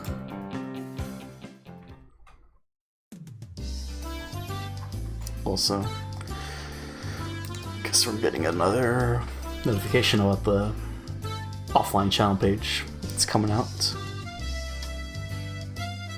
Let me just refresh. No, we're good. I knew we wouldn't be doing any club activities after school today before Mion even said anything. But yeah, and the mouse. I've been invited over by Shion for an all-you-can-eat dessert. I made a point of leaving half my lunch uneaten. My expectations would only be rivaled by my hunger. H-kun, you seem kind of happy today. Did something good happen? Did it? I guess it was obvious. Rena had questioned me with a happy look. That's right. Why don't I invite Rena for dessert as well? No, if I recall correctly, Shion said something about having a ticket. At worst, the restaurant might be admission by ticket only today. If that was the case, then having Rena be turned away at the door would result in the worst feeling ever. Yeah, I got a little lucky. I'll tell you about it tomorrow. Rena, you'll definitely be jealous. Whoa. What is it? I'm jealous. This lucky thing. Is it cute? Is it? Cute? I wonder what Rena would think of the uniforms at Angel Mart. They'd definitely be a critical hit. Probably. It's probably pretty cute. Wow, I'm jelly. Jelly. What is it? What kind of fortune were you blessed with? Huh? Could it be you participated in the draw at Angel Mart about 2 months ago? And won? Hey no, I hadn't even transferred here 2 months ago. Oh, that's right. Then it's not the Angel's Dessert Festa. Festa? Then. Michan, what is the Angel's Dessert Festa exactly? You know there's that family restaurant called Angel Mart right by Okonomiya Station? Every season they hold an event to promote their new dessert menu. That's today.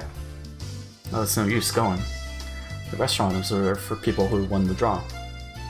Mion explained once again what Shion explained to me last night. Rena will have to stop by the restaurant sometime. I'll do my best to draw a winning ticket and aim to enter the next all-you-can-eat event. Hahaha, knock yourself out. By the way, this is just something I heard, but there's a rumor that the tickets are being sold on the black market for a pretty penny. Hearing that story, I felt even more appreciative of the ticket that Shion had procured for me. I just thought I was lucky to be able to eat dessert for free, but it turned out that the ticket was much more valuable. Wasn't there that tip about the photographer? But I guess it was about the uniforms, right? The number of things I'd had to thank Shion for had increased again. Thanks. I didn't know it was worth so much. I whispered in a voice only Mion could hear. That was how I conveyed my feelings. Mion looked at me for a moment before she tilted her head to the side and smiled confusedly. What? Did you say something? It'd be a problem if you said something to me right now. That smile seemed to be telling me as much. I guess Mion wouldn't be accepting my gratitude while she was Mion. I'll go to the restaurant. Wait, what did you do?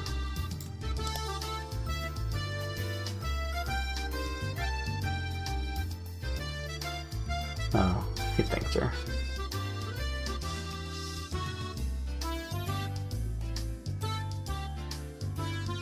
I mean, that's just his inference. I'll go to the restaurant. Today I'll thank Mion while she's Shion. Well then, this old man will take his leave here. The work today is going to be a little rough. Later. Mion waved her hand energetically as she left. Hey, Ch.2. Mi-chan has been kind of weird lately. Like she's elated or something. What? You think so?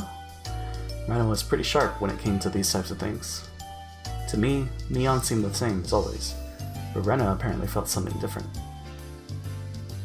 You don't know, Ch.2. I totally thought you knew. Rena's skirt fluttered as she spun around with a coy smile. No, what, exactly? I was obviously weaseling my way out of the question, but I wasn't lying. Honestly, I didn't really know what was going on.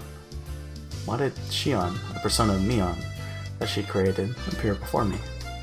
Something was blatantly up, but Rena paid it no heed. Oh, really? I wonder what it is, though. When Mi-chan is in a good mood, so is Rena. How? Saying that, she spread her arms wide and spun around happily.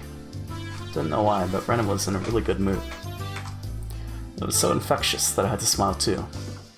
Even the chirping of the cicadas seemed joyful. They're not crying. But you see, Rena abruptly stopped spinning. Her expression had returned to a more somber one. You see, Mi-chan, lately, she's been in a lot of pain. What do you mean? Pain. The pain that Rena was talking about probably wasn't physical. At first she tried to pretend it wasn't a big deal, but like a wound, it began to fester and grow. Eventually she was no longer able to bear the pain and woke up in the middle of the night. Then she phoned Rena. Mi-chan was crying. I'm sorry. What are you talking about? What am I talking about? Huh? What is Rena talking about? What? Hey, don't play dumb like that. Just now you said. I don't know. Rena doesn't know anything. How? Rena spun as she laughed innocently. Eventually she appeared to get sick, stumbling as she steadied herself with her hand against the wall. How? The room is spinning. That was dumb. That's what you get for getting carried away and spinning like that. Sorry. How? I think I feel sick. Linda Ditt's a shoulder to lean on. To be stumbling around like a newborn foal at this age is actually quite a feat. Rena, in a good mood, only babbled incoherently after that. I laughed as I responded to and chided her. However, the chance to revisit that heavy topic Rena had brought up before never arrived. Why was Mion crying? As soon as I got home, I tossed aside my school bag and changed in a hurry. The effects of only having a light lunch were starting to show. As my stomach began to let out fickle growls, alright, let's go. To Angel Mort. It's time to face the land of endless dessert. Preparations for battle are complete. Tally-ho! Angel Mort had a decidedly different feel to it compared to yesterday. Desert Festa today, admittance by reservation only. Nonetheless, the front of the store was being swarmed by over a dozen young men.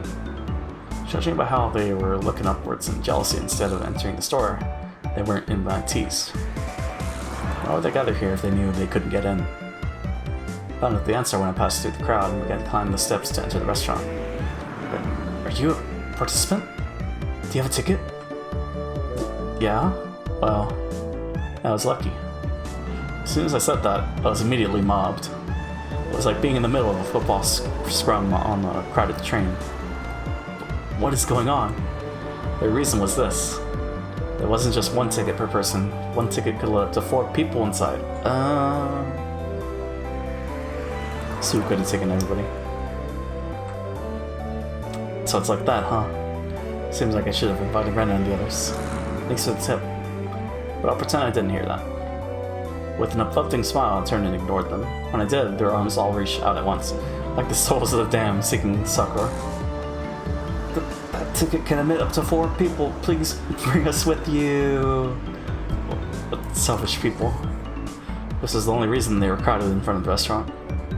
Dozens of wretched arms reached out for me like the teeth on a giant rake, and grasped with the air. I was already climbing the stairs to the entrance. What a heartless dick! Grab him! This isn't something to joke about. I flipped the rest of the stairs and threw myself inside the restaurant. It was like I had entered a different world. The miserable throng of the damned hurled curses at me from the other side of the glass door. But inside of this completely soundproofed and air-conditioned restaurant, with the angelic smile of a waitress to welcome me, there were nothing more than a refreshing piece of scenery. I knew that I shouldn't laugh, but I began to let out a sinister cackle. Good afternoon. Welcome to Angel Mort.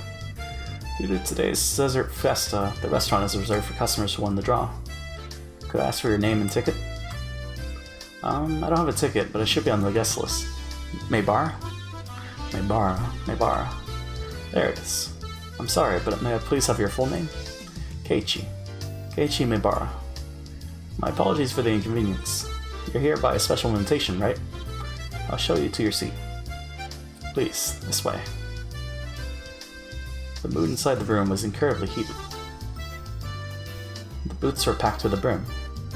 Men in their prime were stuffing their faces with dainty desserts that didn't suit them at all. It was a rather unnerving spectacle.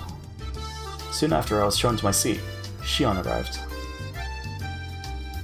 Good afternoon. Welcome to Angel Mort. Hey Shion, thanks so much for today. I really appreciate it. You were a bit late, so I was getting worried. I'm really happy you came, though. It may have been because there other customers were around that her tone was less casual, but she still kept off that welcome with her usual brilliant smile. As you can see, there's a lot of customers here today. I'm not sure I'll be able to take a break. Please take your time and relax until I'm finished. When I'm done, let's go play somewhere, okay? Whispering just that last part into my ear, Shion winked and returned to the kitchen.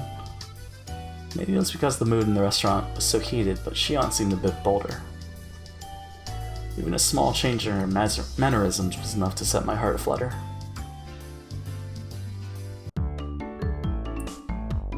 Sorry to keep you waiting. While I was overwhelmed by the atmosphere inside the restaurant, orders from the new summer menu were carried out one after another. Every single one was extravagantly huge. I get it, you can eat all the amazing things for free. No wonder a ticket was worth its weight in gold. On top of that, all of it was plenty delicious. From dishes with the general appeal to insane ones aimed at a specific audience, there were absolutely no gaps in their repertoire. No matter how you look at it, I don't think one person can eat this much. Well, let's just leave it at that for now. It didn't feel relaxing in here at all. Probably because the fervor inside the restaurant was clearly abnormal. All the other booth seats were crammed with groups of 4. Sleazy men were gorging like pigs on cutely decorated desserts. I wouldn't have been surprised if they started licking the plates. It was more than a little unsettling. It piqued my interest, so I started listening in on their conversation, and what things I heard. Pant. Angel Mort, so moe. Me? I bought my ticket for 70,000 on auctions. I told work that I was attending a relative's funeral. The uniforms here are the greatest. I wonder if the waitress would wipe it for me if I spilled some water on my pants right. Meow. Meow meow. I heard they're planning on selling Angel Mort figures. We'll have to pay heed at the next Wonder Festival. They sell used Angel Mort uniforms on the 4th floor of Redacted in Akiba. But these cost 280,000. This is an absurd price. Animal cost 80,000 when Robot closed down. The going rate for theirs was 12,000. That's the price for used ones. Knockoffs are less than half of that. A knockoff from Redacted is fine with me. I wonder if they'll start selling them. Then I'll put it on mine life-size figure I did buy off of Redacted for several 100,000. Jesus. If I can wake up every day to an angel from Angel, that'll really get my gears going. The words spilling out of their mouths were pretty much all incomprehensible jargon, but they still keenly conveyed that hidden behind them was an invisible aura of abnormality. Sorry to keep you waiting. The next dessert is tropical cinnamon level 4. Something the matter? No, it's kind of different inside the restaurant today. Our restaurant is pretty famous in their circles. Well, we were aiming for that, so it's all well and good. But during festas, there's something of the more hardcore crowd, so it can be a handful. The waitress informed me quietly with a wry smile. The customers seemed rather riled up, almost like a pack of hyenas. It seems a lot of the customers today came from unreasonably far away. Those types of people are fairly prone to losing their self-control, so it's a little scary. If you don't keep your guard up, something bad can happen. What does she mean by keep your guard up? Oh jeez. At that moment, a large crash resounded through the room. I turned around, startled, to see that the waitress had fallen down, and spilled the order she was carrying right onto a customer. Wait, isn't that Shion? I'm so sorry. Your food is, Oh, what have you done? The jeans that I bought at a certain specialty shop for a whole 1,800 yen are all sticky with frosting. Pant. What the hell is that? For somebody who just met with disaster, he seems awfully happy. How tragic. It seems that little Miss Waitress here will have to wipey it up from the bottom of her heart. Jesus. The conversation suddenly veered off in an odd direction. Hey, what did he say? Wipey? Did he want Shion to wipe him down? Right over that obviously aberrant tent he had pitched over his crotch. Jeez. But that is...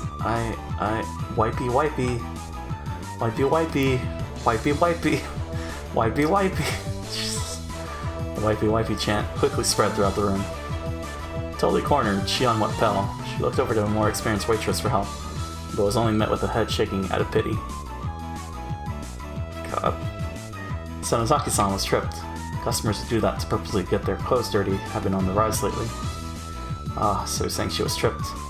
And what happened just now wasn't an accident? It was on purpose? Regular girls aren't careful about it, so they definitely won't end like that. But Sonozaki-san is only a seasonal hire, so she had her guard down. Customers today could easily pick up on that, so she's been targeted since this morning. What's the manager doing? See, since this morning. And we saw Mion. Proof is in the pudding. Proof is in the dessert. Alright, what's the manager doing? Just kick those thugs out. We're in the service industry, so there's not much we can do about it. She laughed as she said that in a resigned tone. Shion trembled uncontrollably with a dishcloth in her hands as she turned bright red. The man who had been doused in frosting splayed out on the bench, putting the cream-covered tent over his crotch on full display. Still mentally unprepared, her trembling hand inched forward, goaded on by onlookers. Come. It is a time for the wipey. From a male point of view, it might have been a ridiculous spectacle I could just smile wryly at, but from a woman's point of view, this is obviously pure humiliation.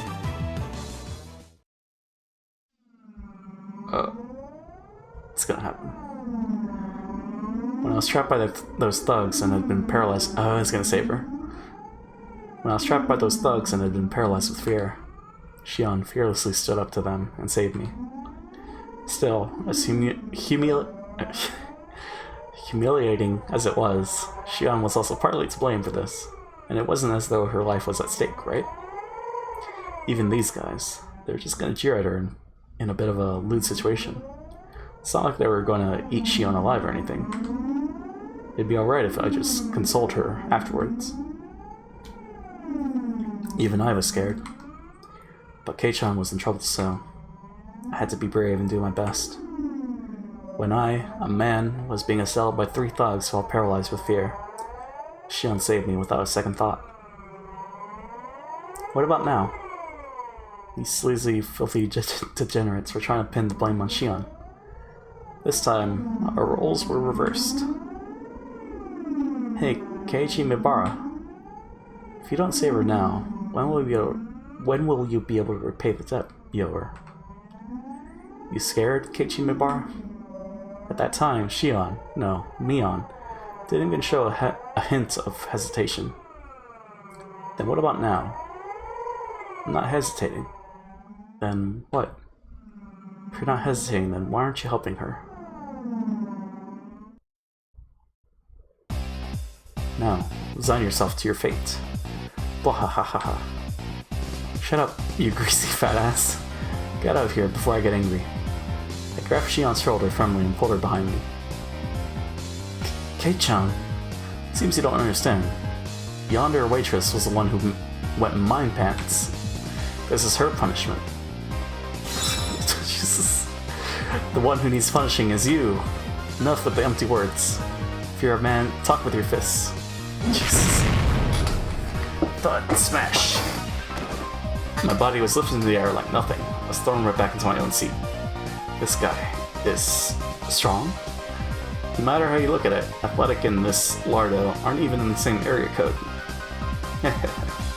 Many otaku are unexpectedly well versed in some obscure martial art. Don't be misunderestimating us. The man smirked, showing off his gun line. Kei-chan, are you okay? Damn it, how lame must I look right now? You were tripped, weren't you, Shion?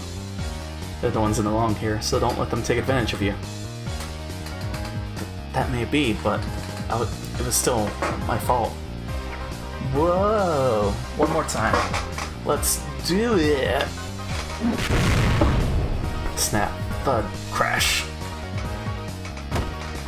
Don't you go thinking that this is enough to make me give up. One more time. Whack, snap, thunk. Oh ho ho, you're all talk. But I'm not done yet.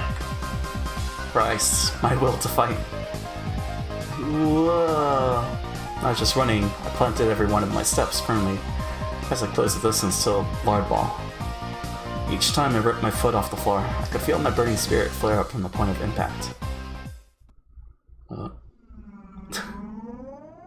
Everything slowed down like I was walking underwater. As I stepped forward in that viscous flow of time, I calmly measured the gap between us.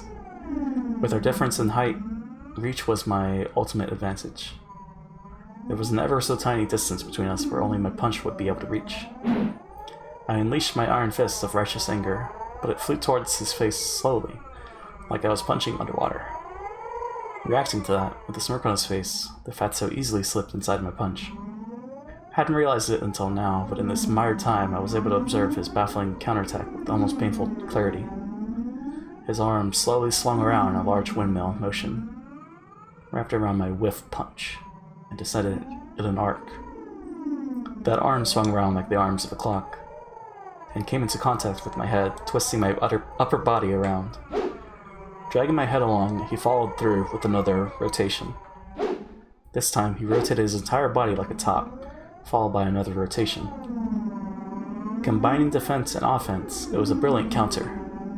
That's right, 3 times. I was thrown after 3 rotations, I think. In this viscous region of time, I was unable to struggle, and I could only wait dumbstruck until the moment I was thrown. The moment I was, that sluggish temporal anomaly abruptly ended. Sawardo.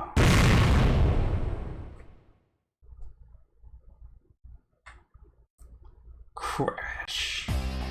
You like training, young man. I was loath to admit it, but against somebody trained in martial arts, I couldn't win through force of will alone.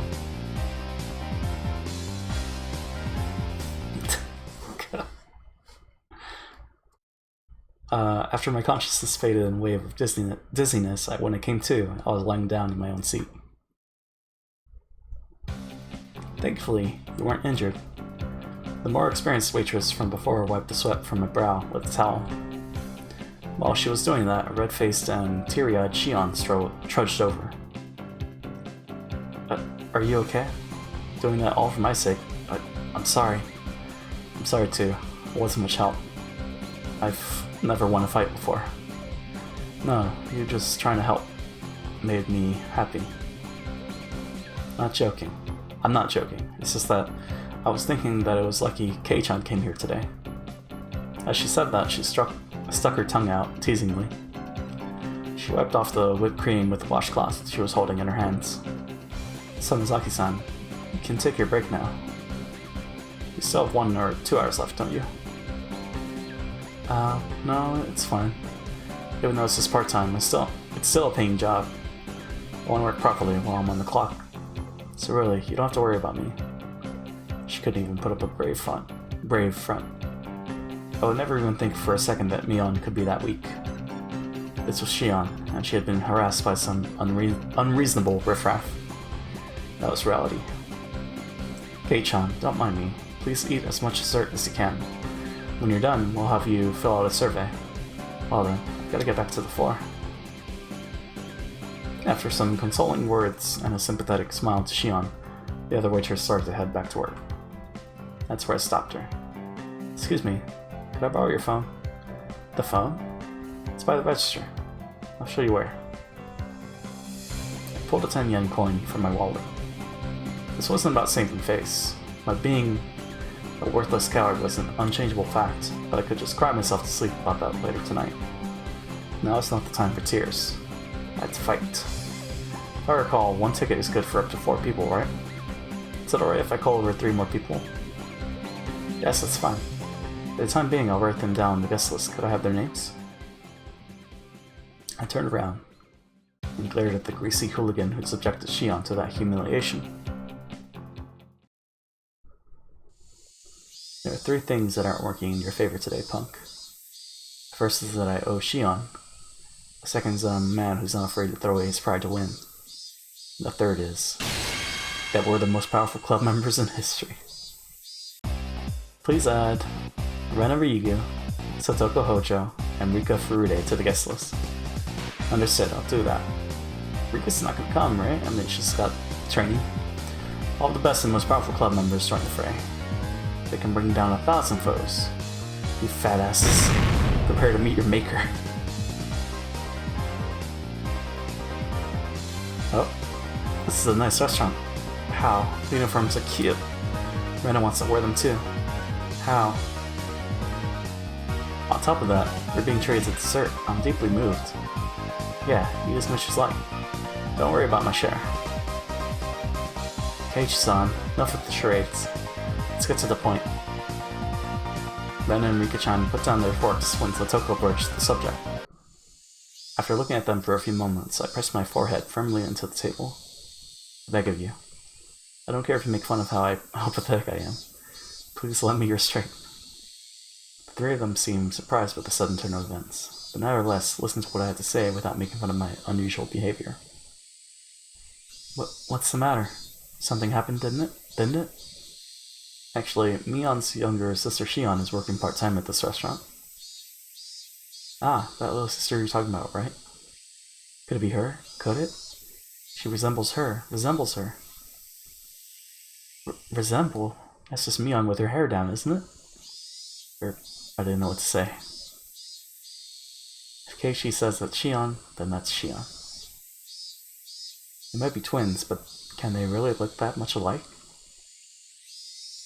They're called monozygotic twins.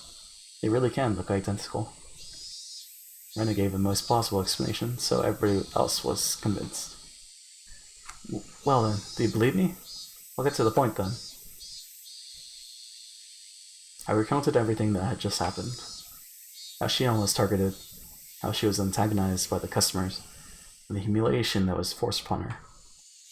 Also, how incredibly pathetic I was, including everything. I included everything without trying to hide it. That's awful. Poor Shi-chan.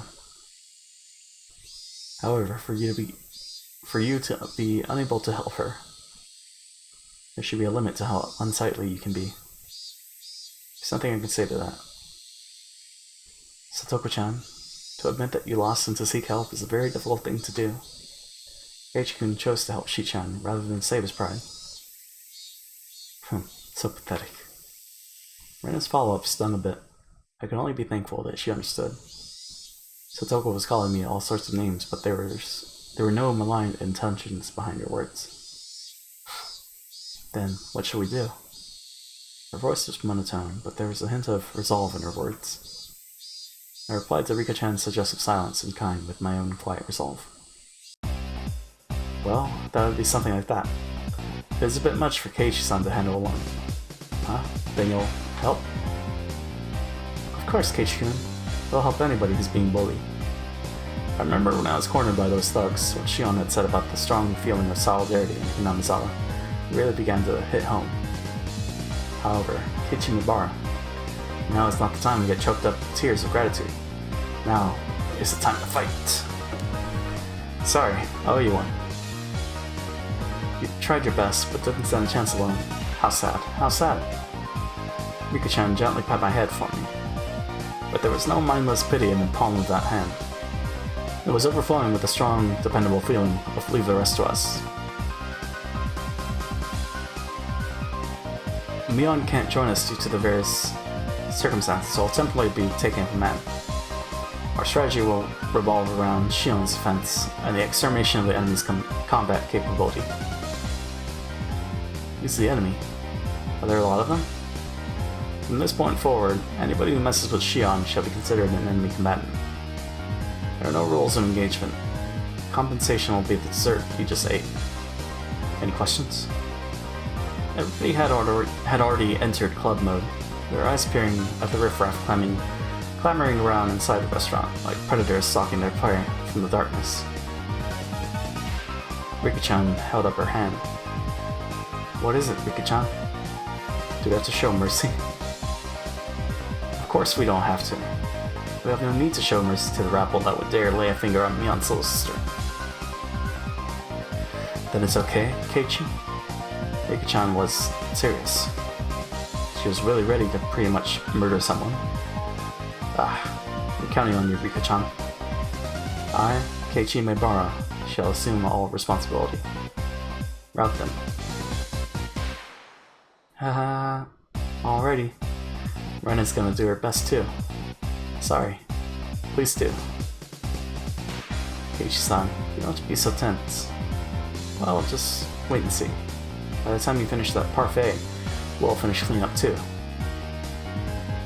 Well then, everyone, let's give it our all. Go for it. Yay. Yay. Thus, the most powerful warband the world I've ever known, trained by Mion, began to move. I was the oldest, the only boy, and behaved like a leader, but when you consider our club activities, I was by far the most junior member. Individually, everyone besides me had terrifying combat capabilities. If all of them combined their strength to protect Shion, I couldn't even imagine. I was probably about to witness something terrible and awe-inspiring. Senozaki-san, 5 deluxe parfaits for table 7. Sure thing. Shion carried the order to the tables. For Shion to carry all 5 parfaits without wobbling took so much effort that she didn't have the breathing room to pay attention to her feet. Comrades, here she comes yet again. This time we'll have her spill everything on my pants and have her wipey right down to my underwear. It's the same wipey scheme that occurred just a short time earlier. This time, another one of them was trying it out for himself. The very depravity of these men was itself a full-out attack. Rena, this is Keiichi. Ambush them around tables 5 and 6. Rena, do you copy? Is he just shouting it from across, or the restaurant's uniforms? It's so cute. How? I want to take them home. Shion, her bottom swaying while carrying the parfaits, was being chased by an equally swaying Rena. She was supposed to be escorting Shion, but Rena was instead transfixed by the back of her uniform. From a normal person's point of view, it was probably like having a fox guard a henhouse. But when it comes to Rena, things are different. Cute mode, 120% synchronization. We've won.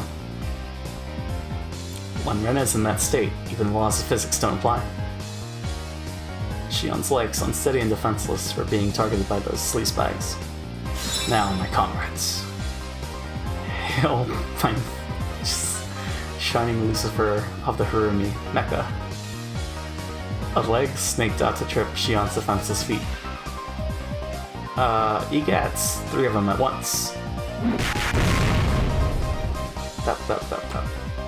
Yeah. Oof. Hooah.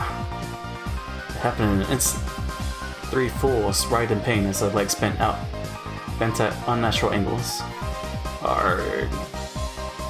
What is this madness? Rena teetered into view and gave him the warning. How? No mischief, okay? No means no. No. Rena's going to be the one to take her home. This girl, what's with that strange technique? The human scum clutched at their bruised ankles as they passed out. That's our Rena-san. No matter how many times I see it, it's always frighteningly quick. Yeah, it's an unbreakable barrier. Anyone within a 2-meter radius, in fact Shion, is completely obliterated by Rena. As Shion was making her rounds through the restaurant, there were people here and there collapsing with welts on their legs or hands. How? Keiichi-kun, this is Rena. There's nobody left that'll bother Shi-chan, so I'm gonna take her home now. Rena, this is Keiichi. Good work. Please continue the mission. Also, permission to take home denied. I repeat, permission to take home denied. And I'll just look. How? I guess just looking is fine. That wouldn't prevent her from guarding Shion, so I guess it's okay. Anyway, thanks to this, I knew who had tried to mess with Shion. Anybody who was clutching at their arm or leg while they're writhing in agony was basically branded by their bruises. Currently, we have finished identifying all enemy forces. Proceeding to the next phase. Satoko, this is Keiichi. What's your status? This is Satoko. That's a rude way to ask. Keiichi-san, exactly who do you think I am? Satoko was in the kitchen. She had spread open a sketch of the restaurant on the counter, replete with ordered chits and their destinations, and was now sorting through the freshly made desserts. Hey, what are you doing? Now. Sonozaki-san, it's alright, just leave it to her. More importantly, you're taking all these orders out at once, so I'm counting on you. The veteran waitress was basically directing her juniors as the trays went out one after another. All the desserts that had passed through Satoko's hands were delivered at once. How? Lots of cute desserts are coming. How? I think you know this, but don't touch them. At least if you still value your life. I know, but how? Certainly, they were all incredibly cute looking desserts. They were all works of art that you could enjoy before even taking your first bite. However, since Satoko had meddled with them, they were nothing more than an unpredictable danger. Blissfully ignorant of the fact that were the men now stuffing their faces. This is...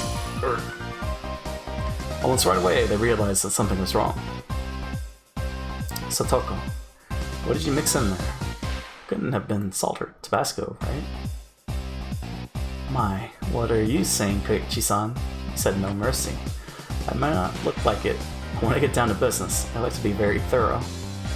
As she said that, she twirled a dubious file in her fingers before putting it away smartly into her pouch. Rika, this is Satoko. The customers are moving. Escort duty is still all yours. Leave it to me. Come to think of it, I didn't see Rika-chan anywhere. Where could she be lurking? Clatter clatter. Several men stood up suddenly from their seats, surveying the restaurant for something. That restless fidgeting, and that look of relief when they found the signal placard hanging from the ceiling. Written on that placard was the word restroom. It began a mad rush in that direction. It wasn't just one or two people. All the people that had branded as the enemy were standing up from the seats while clutching at their stomachs. I think I was a little too greedy. Where's the washroom? Me too. Not a number 1, but a number 2. I need to cash out. Meow. Where's the toilet? I found it. You're in for it now. I felt dirty just thinking about what Satoko probably did to their desserts. The problem was how to follow this up. I was intrigued, so I followed the rush of men to the washroom. The narrow hallway connecting to the restroom was crammed with about 10 men. What is this? As I peered over to see what was happening, whoa. It seemed that the toilet was clogged and backflowing, unleashing a loud gurgling sound and a terrible stench. There was no way to use it in this state. Damn that Satoko, what a frightening display of power. No, this wasn't Satoko's doing. It was divine punishment. Yeah, they were just unlucky. I'll just apologetically ask one of the employees here to clean it up. I can't do my business like this. What do we do meow, comrades? It was a brilliant combination of traps, but it would be better if there were one more push to the kicker. Seeing as I was Satoko, she wouldn't have overlooked that. Meow, that it's come to this. It's time for the last resort. Faced with a moral dilemma, the man only had one other option. Woman's restroom. Isn't using the girls' room gonna get us in trouble? I'm pretty sure there's no female customers today. Why didn't I think of that before? Pant pant. Women's toilets are the best. What a brazen bunch they are. The men, sweat now pouring from their brows, made a mad rush to the girls' room without any hesitation. Oh, me? There was a girl there. It was Rika-chan. The men stood there, frozen in various complicated poses, indicating their surprise. Rika-chan also seemed dumbfounded by the sudden turn of events. But the look on her face was strangely perfect. This is all part of the plan as well. You slut dog, Rika-chan. Should never underestimate you. This is, you see, Mademoiselle? Me. The men's room is a bit dangerous at the moment, so we just want to borrow the toilet here, right? Meow. Meow. Me. But I guess it's not right after all. Right, my comrades. Just by having a girl stand there in the restroom, I never knew it could put up such an overwhelming barrier. There's no way anybody could be brave enough to lift Rika-chan out of the way to try and do their business. This was the most they could do after all. For a man in full club mode, for example, someone like me, would plow through Rika-chan without a second thought. Now what are you gonna do, you fat asses? The price for tormenting Shion still hasn't been paid. If you're in trouble, I can help you. That would be much appreciated. How would you do that? You can use one of the toilets outside. I'll show you to them. That'd be perfect. Please. At that story, I ended up becoming group enema. Gross. Rika-chan, with a pleasant smile on her face, guided them with a casual stride in her step. In this race against time, her slow pace was sadistic torture. Mademoiselle, is this toilet far from here? Well, get there soon. Obeying Rika-chan's directions, they were about to leave the restaurant. Ch.2, finish it. Give them hell. Yeah, leave it to me. I spread my arms out and blocked them as they tried to leave the restaurant. What is the meaning of this? We're at DEFCON 1 here. Listen up, you tubs of lard. You know what happens if you even set one foot outside this door, right? What is the meaning of the preposterous statement? Look, it's written right here on the ticket. Not valid for re-entry, see? You're free to use any toilet you want, but the moment you step outside that door, you can't come back. Boo. You remember this? I don't want to guide anybody who says scary things like this. Everybody panicked as Rika-chan began to turn back. But only figuratively and literally fall in line. All the waitresses also lined up to see them off. Thank you very much for coming. We shall return. Clang clang. The bell rang playfully as the door shut behind them. How pathetic. Too easy. Haha, we did it, yay! Rena and Satoko clapped their hands together. Phew, I couldn't hold a candle to those guys by myself. When we get the group together, we sent them packing like a herd of cattle. With moments like this week, any of us could take them on by ourselves. Keiichi-san, you need to up your game. I was loath to admit it, but Satoko was right. Damn it. One day, I was strong enough to be worthy to stand alongside them. But I'm really glad we were able to protect Michan's little sister. Now there's none of those bad people who are pulling pranks left. You're blessed to have such wonderful friends, Sonozaki-san.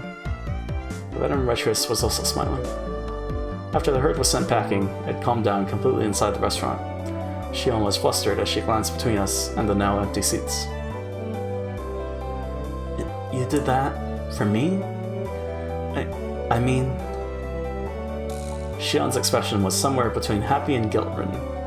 Her face had turned slightly red as she ran into the kitchen. I kinda want to see that animated, that whole thing.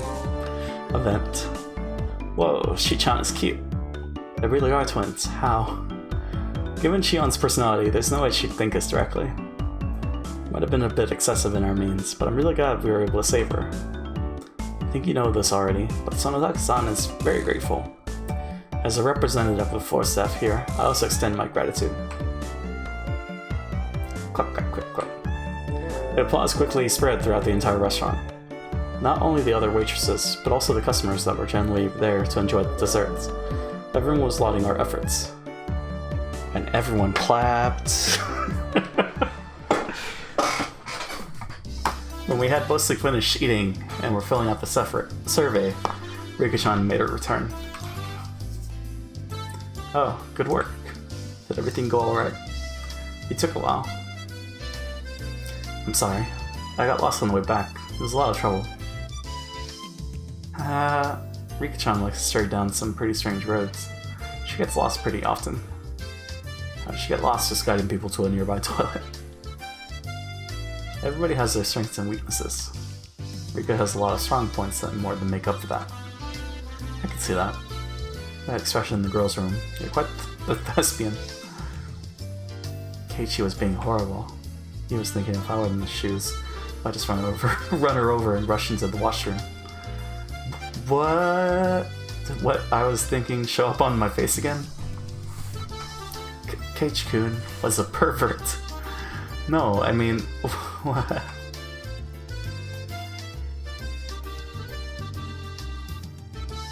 I could laugh about it then, but a few days later, a newspaper headline read, 10 unidentified men were taken into custody in Hideyama. The men claimed they had traveled from Shushibon City by foot to find a toilet, but the spot they were taken into custody was kilometers away from Shushibon. When I read that article, I realized, 2 days later, I realized how terrifying Rika-chan really was. Well, thanks for treating me. I'm happy that you called me here today.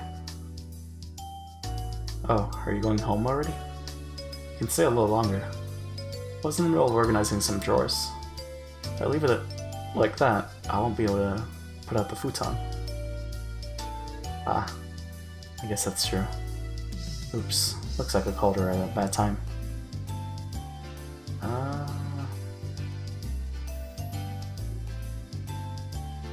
Okay. Yeah, when Rena phoned her, she was in the middle of cleaning her room. But she still came. Well, it was an emergency, so it couldn't be helped. Besides that, I got to eat a lot of sweets, so I'm very happy. Thanks for today. Sorry for calling you out suddenly. Tell Shion I said bye. I'll be taking my leave then. Rena-san, please take your time. Yeah, I will. Later.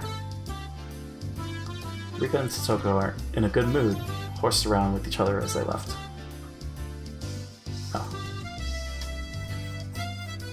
Well, that can't be the end of the day, because we have to have our moment with Shion.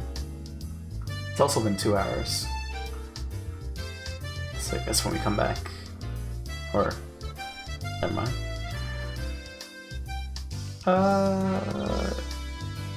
Yeah, let's do the 5-minute BRB. So, un momento.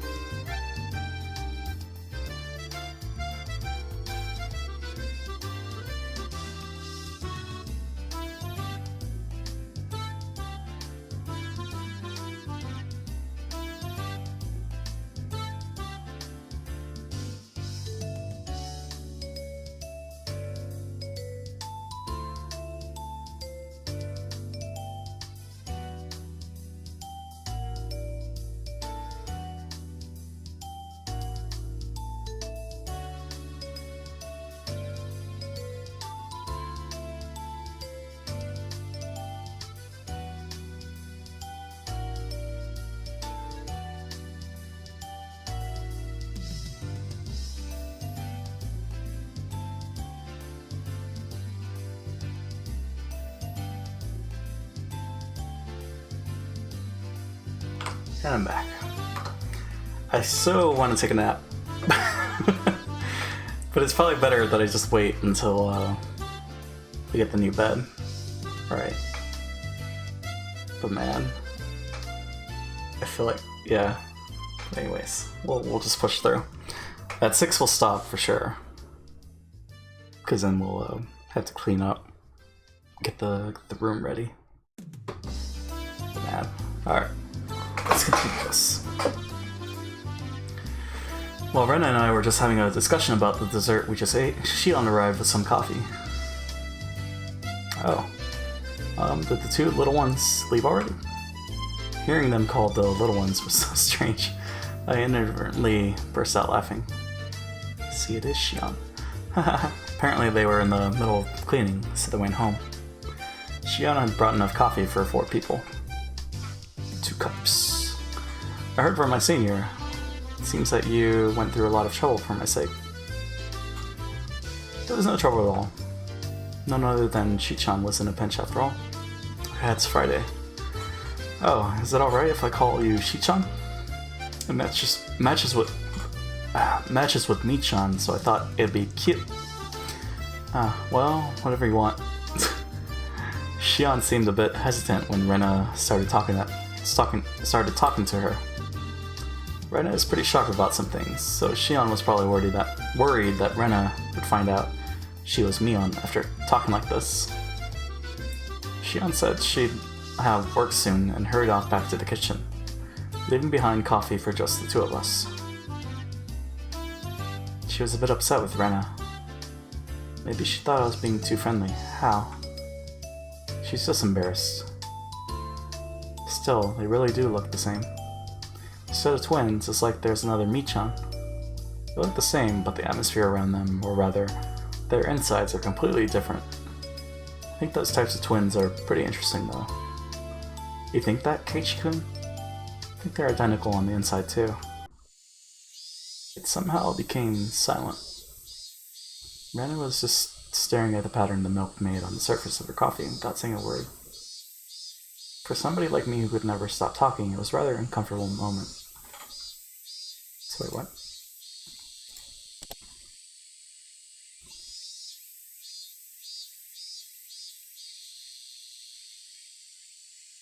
She's a bit upset with Rena.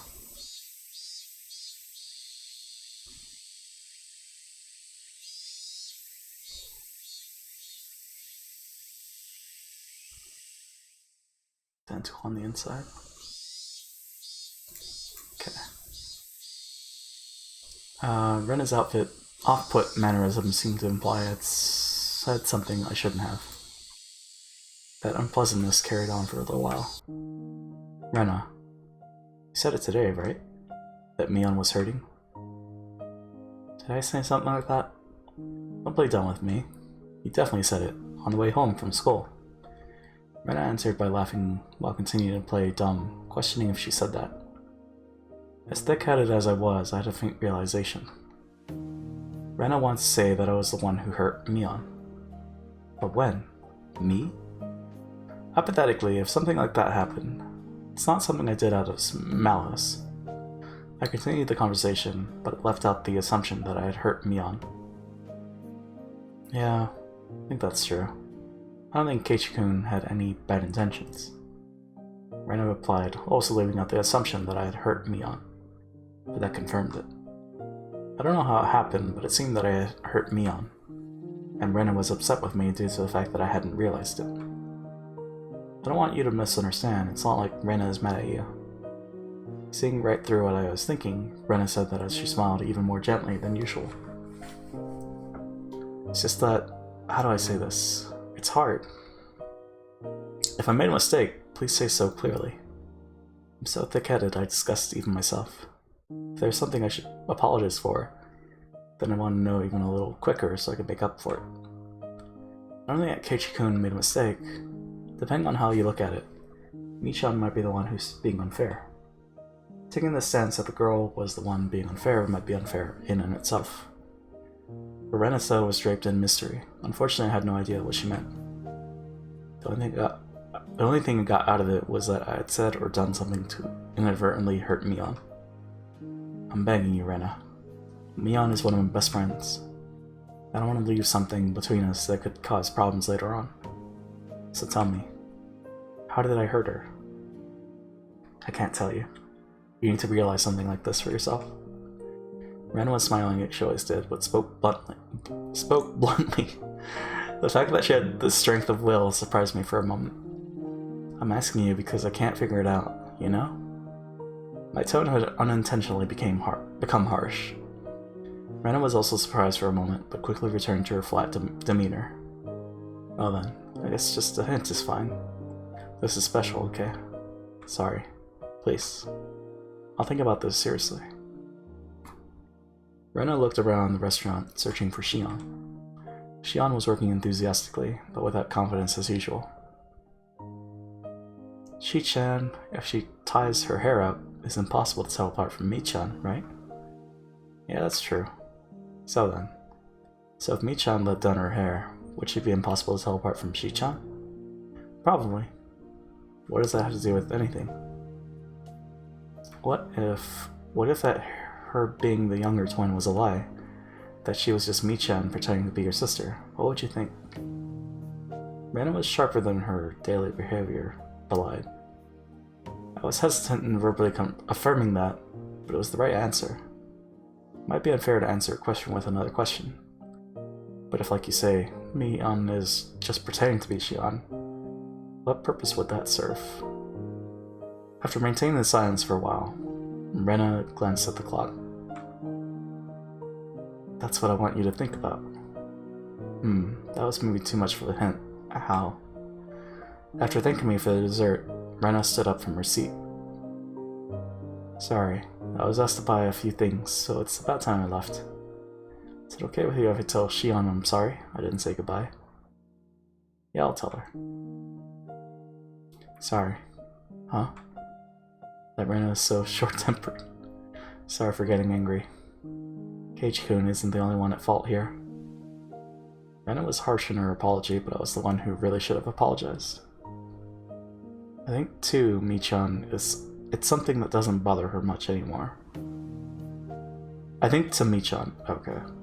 So if you want to forget the whole thing happened, that's fine too. But you see, as a girl, I'd hope that Keiichi-kun realized that by himself, he comes to apologize of his own volition. How? Switching to keep mode only at the end, she disappeared in the direction of the register.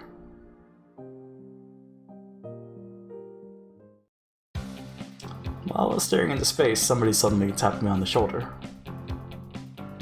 Sorry to keep you waiting. I'm finally done. It was Shion, who had changed into her street clothes. She flashed a smile while greeting me. Thank you so much for today. Everything was delicious. We were all really happy with it. Oh no, don't mention it. But I'm glad everybody had fun. Huh?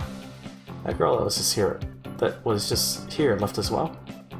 She had some shopping to do. She said she was sorry for leaving without saying anything. I see. Well then, should we leave as well?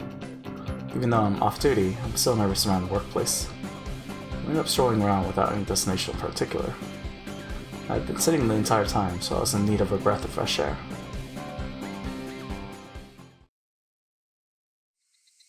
When we left, the sky had already become draped in a veil of darkness. Ah, it's gotten dark already. Even though I promised I'd be finished early.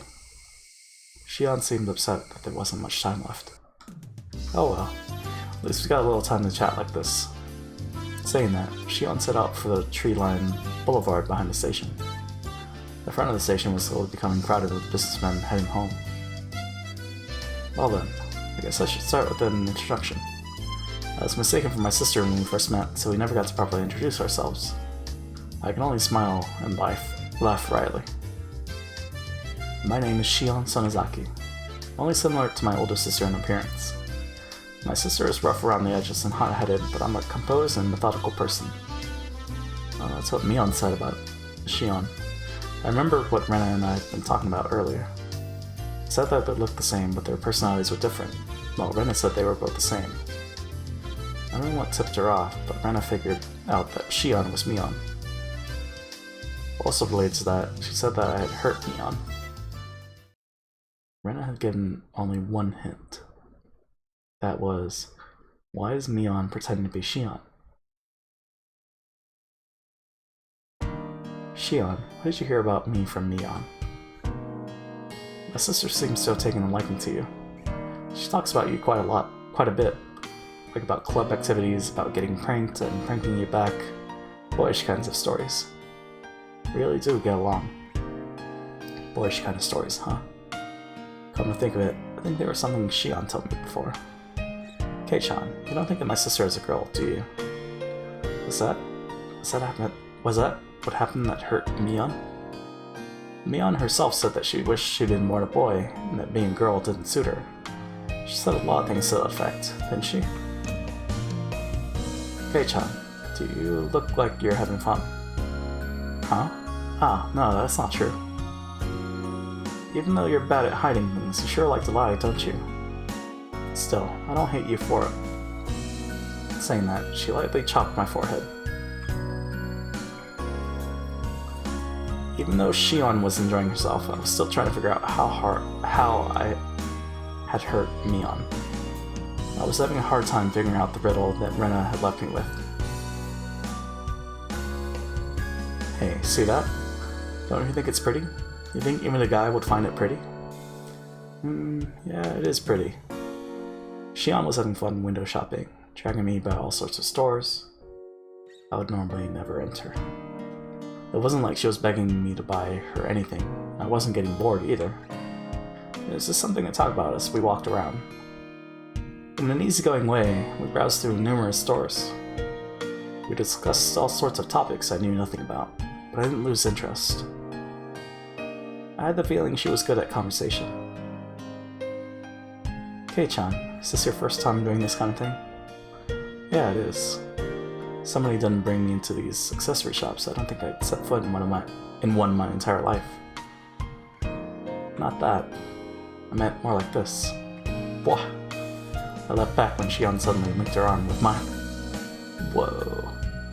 Hey, you don't act so surprised.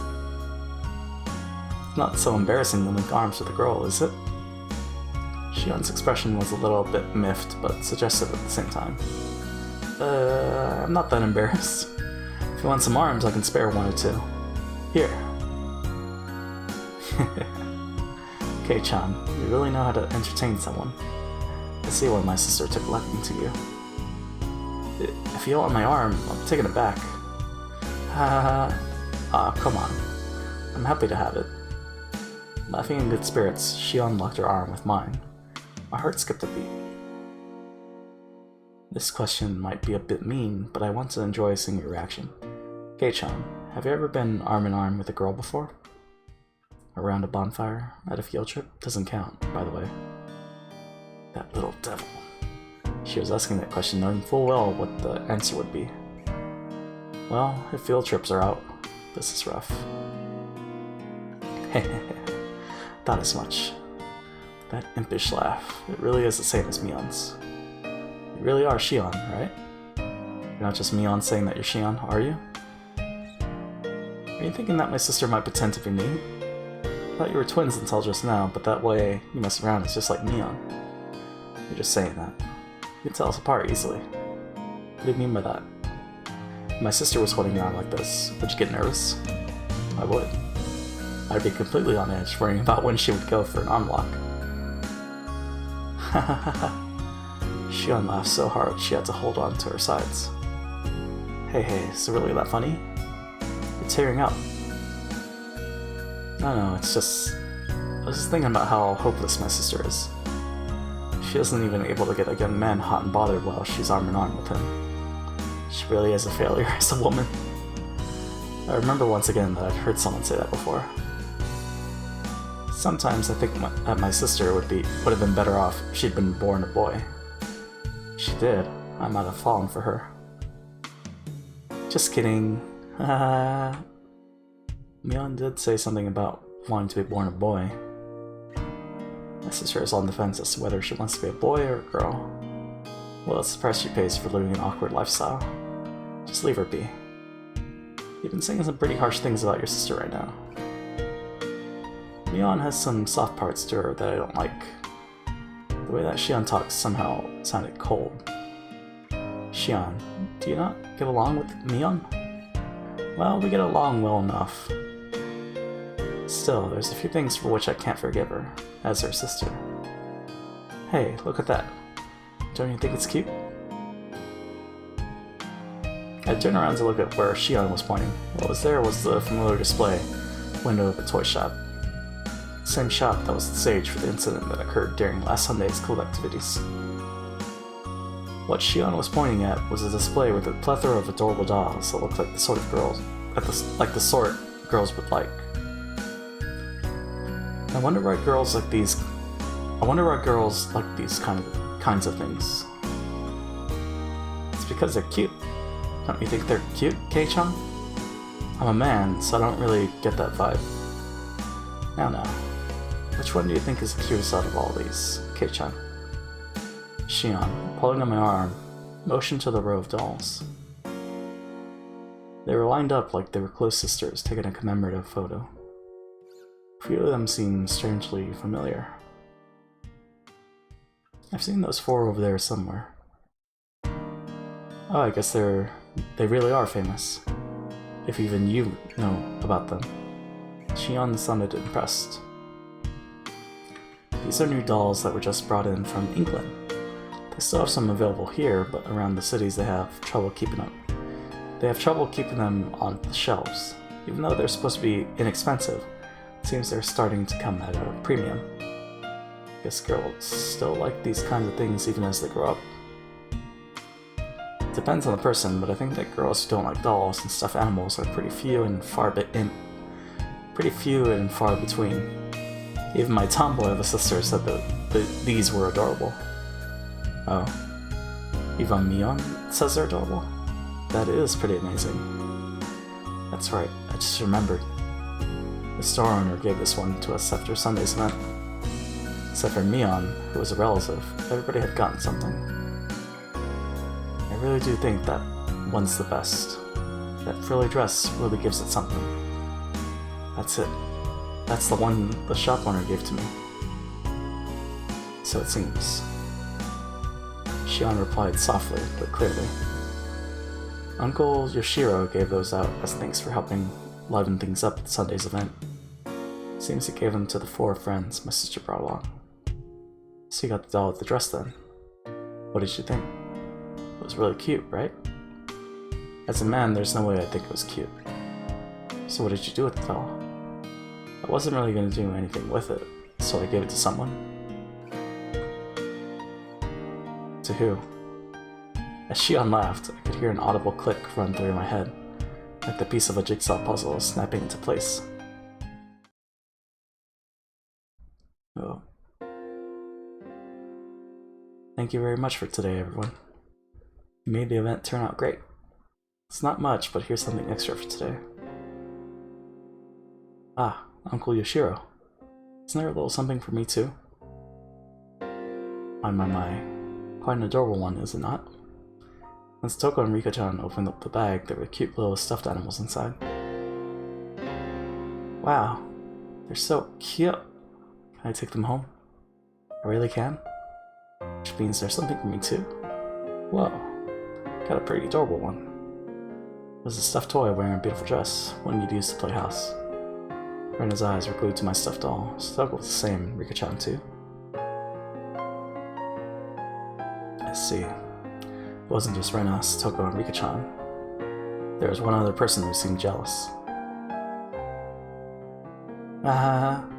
Kei-chan got the one that fits him the least.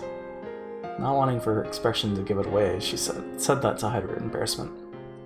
Well, I guess it's cute and pretty, I can admit. It's adorable, but a doll with changeable clothes is eh. If you walked around with it, then you'd be treated like a weirdo starting tomorrow. Definitely. Mion's usual teasing way of talking. I looked around to see who I should give the doll to. Mion was right in front of me. Mion was the only one who hadn't received a present, so I thought about giving it to her. But I didn't. Huh? You're giving it to me? To Rena? Thank you. Turning away from Mion's covetous gaze, I gave the doll to Rena. Mion's smile bore into my back. There was no way I couldn't have noticed. Why did I not give it to Mion? Since Mion was the only one who didn't get anything, wouldn't it have just been standard practice to give it to her? At that time, I had noticed that something was wrong. That's why I said it. Just protecting myself. If I didn't give it to Rena, then walking the streets at night would be scary. Ha! No doubt, no doubt. Thought about giving it to Mion, but it just didn't feel right. Something dark flickered briefly in Mion's eyes, but at the time I didn't notice it. I thought to give it to Mion. Why didn't I? Heh, you know it. I sometimes wonder why I wasn't born a boy. Mion herself had said that with a laugh, so I didn't realize that I'd hurt her. That's right. Mion is more suited for cool things. So I think having you help out here was the right choice. Huh? Shion asked, probably thinking she misheard me. That uniform, it would never suit somebody like Mion. But if it's Shion, I think it works. Huh? You mean that,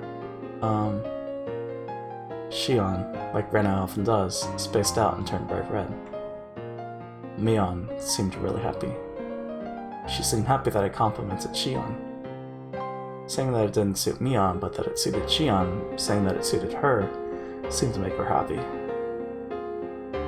This track is pretty good. Mion's younger twin sister. She's got a different personality, but she's a dead ringer for Mion. That's right. Looks similar, but her personalities are completely different. Very kind and thoughtful, but Shion has a cold and scary personality. I think that when you guys were born, Shion got all the feminine aspects. Unlike Mion, she's a cute, cheerful girl. Mion made a strange face that was both angry and happy at the same time. It seemed she was happy that I said Shion was cute. Sneaking a look inside the box to say that she had just put some of the leftovers inside would have been a lie. There was an elegant meal stuffed inside. Is it really okay? It's not like a ton of hot sauce mixed in or anything, right? Jeez. If I'm not my sister, I wouldn't do that kind of thing. If you don't like it, you don't have to force yourself. I'll just go home and eat it myself. Not my sister. That was how she said it.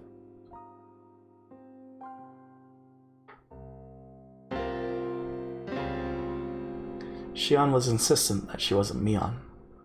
She was saying that she was Shion and that I shouldn't think of her as Mion. When Mion was Shion, it carried a special meaning. Mi-chan is mysterious, right? She's a girl, but it's like she's a guy. That's what Rena said. But you see, even that Mi-chan is actually really feminine. Rena, how much did Mion pay you exactly? That's not true. Jeez, I'm trying to have a serious conversation, you know? Rena began to pout. Now probably wasn't the right time to joke around. Mi-chan is the club president, so she's trying hard to lead everybody. But she's really a very cute girl. I really don't want you to forget that, Ch.2. There never was a riddle to begin with. Rena was saying the answer right from the beginning.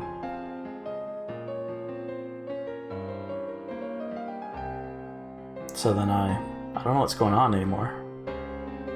Yeah. You know, Ch.2 didn't mean anything wrong. At least he didn't intend to. Yeah, Ch.2 isn't the type of person to hurt others. So there was no reason for you to feel hurt by this, Mi-chan. Then what was it? Frustration? Sadness? I don't know at all. Did you want it? The doll, I mean? Even if you give it to me, Rena, that wouldn't solve anything. You're right.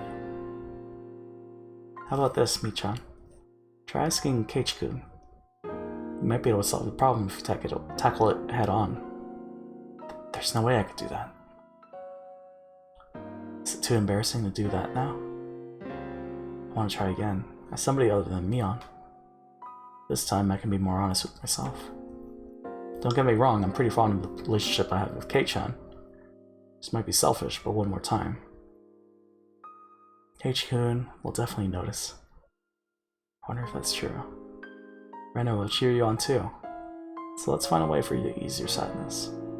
Believe me, I won't let anything happen that'll make you cry, Mi-chan. I'll believe. I'll believe. Keiichi-kun will definitely come to understand. He'll say he's sorry for saying something so callous. Then I'll bring you to that store and buy that doll for you as a present. Yeah. Yeah. And then, Mi-chan, you'll say thank you. Can't fool around. Say it honestly. Yeah. Okay.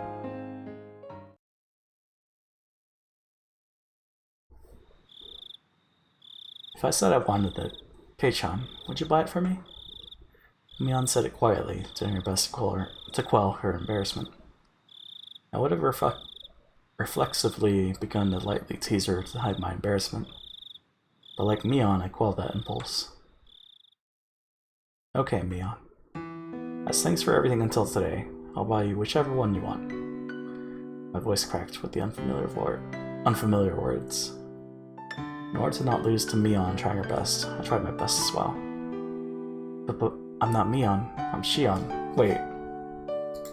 Did he say? Oh, okay. Shion then. I'll buy it for you, Shion. Shion looked down, red-faced. She pointed at the doll in the dress through the store window.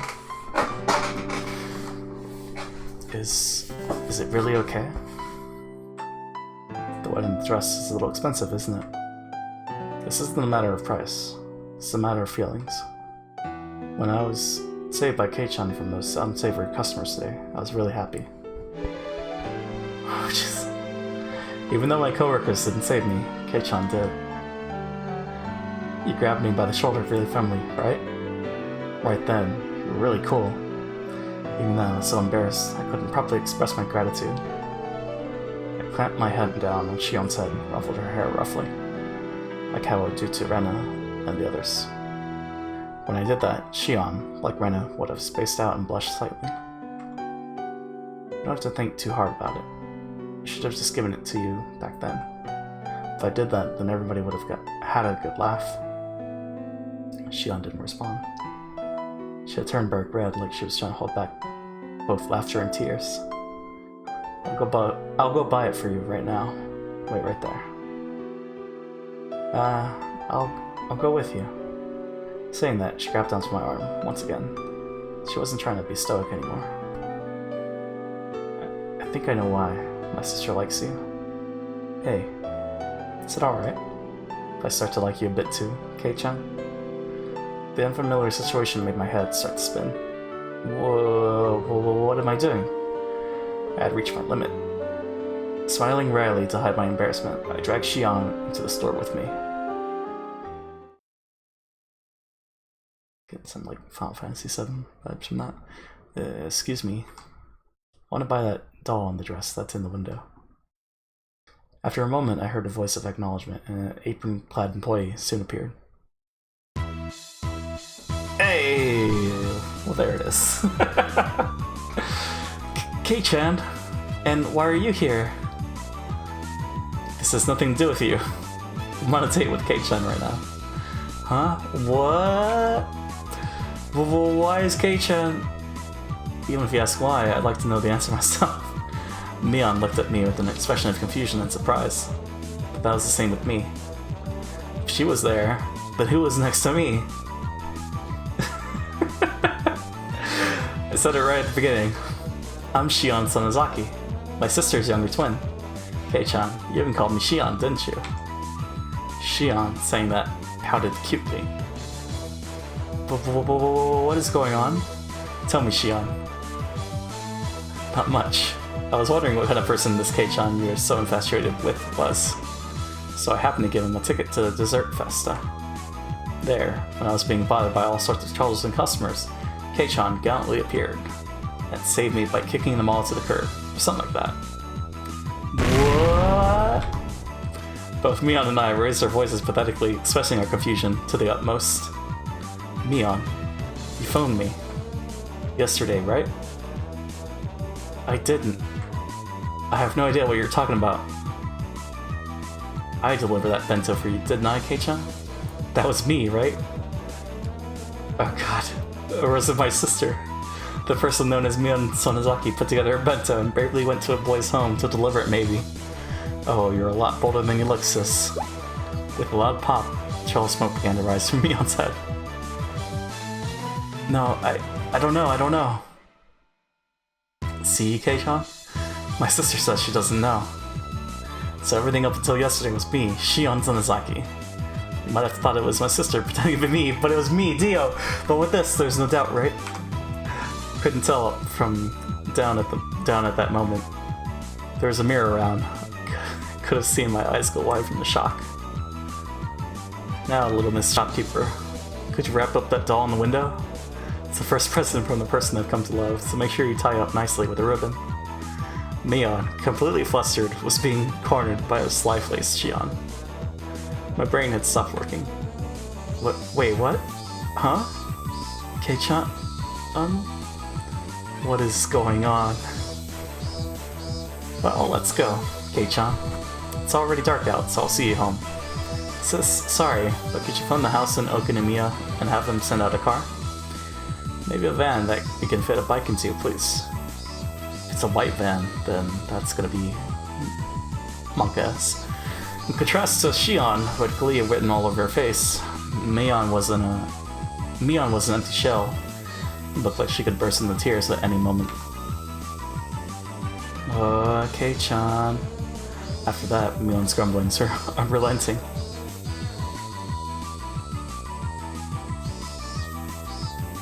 Oh man, that's a nice reveal. Well, there you go. Didn't have to wait too long.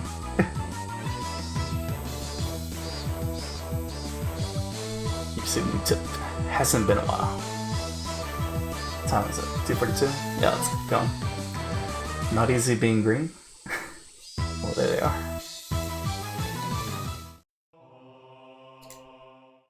That's so weird. She does that face. Stop saying it's been a while. We've seen each other every day up until yesterday, haven't we? Whatever. If you say so, we'll go with that. Someone from Shion's house came to get me in a station wagon. I had initially refused, but Shion insisted, so both my bicycle and I ended up stuffed in the car. Said car was currently driving across a single bumpy road leading to Hinamizawa. For goodness sake, Shion was at Mion's level at least, or maybe an even better actor. Either way, no matter what questions I pressed her with, she'd slip out of them like an eel. Still, you two look so alike. If you tied your head back like Mion does, would you look exactly like her? Who knows? That's probably what happened. We're identical twins, through and through. In the past, we could just change our clothes and no one would be the wiser. I remember we'd swap places at every opportunity and fooled a whole lot of people. The middle-aged driver, wearing a black suit, heaved a heavy sigh, like he were a butler. What's wrong, Kasai? That was a pretty deep sigh. Excuse me. I was just thinking that you haven't changed. You could see many years of hardship on the man's face through the rearview mirror.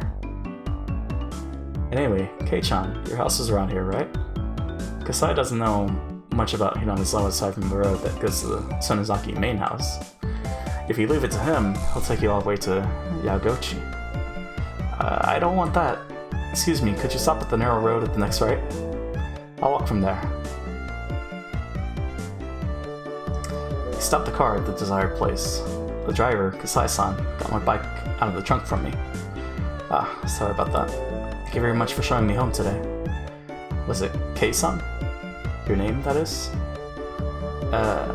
Yes. You must be having various difficulties, but I believe she will grow tired soon. So please endure things until then. It gave me a deep, deep look of sympathy. This guy has definitely been dealing with the Sonozaki sisters ever since they were little kids. However, like Mion-san, she's a kind person at heart. So that means she'll be as much of a bother as Mion, right? The man's face froze in a smile, his reply lost. Hey, back me up here. Bye, Kei-chan. We'll see each other again soon. Say hi to my sister for me, too. Maybe I'll start going to Hinamizawa tomorrow. Don't you dare. If you transfer it in, I'll transfer out to the school in Okunemiya. Wow, that was really mean, Kate-chan. A short beep of the horn. The man gave a little wave to me from the driver's seat. Then the car withdrew into dark night roads, leaving dust in its wake. Man, this entire day made no sense. I ran into Mion while I was with Shion, and the former's expression, like a pigeon shot with a pellet gun, had finally begun to make a strong impression on me. Man. Blech. Blech. Blech. Okay. What about the other tips? Cheap links. There's like nothing there that she closed her mouth. That switches. Okay. Go ahead and save. Chapter 5. 246. Yeah. Start the next chapter. The next day, it was a strange day, where Mion was desperate to regain her composure. Every time our eyes met, she would say that she had something to do, or that she had to use the washroom and run off. Unable to just watch, Rana was taking care of her the entire time. Mion-san, she's acting totally strange today. I know the whole story, but it's hard to explain. There are times when girls are emotionally unstable. It's best to just leave her alone. Turning around, I saw Rena calling me from the hallway. I wonder what it was. Keiichi-kun, over here, over here. What is it, calling me over like this? Is it a secret? That is... It looks like it was a disaster.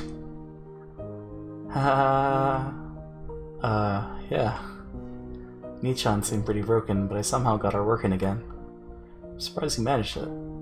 How did you exactly?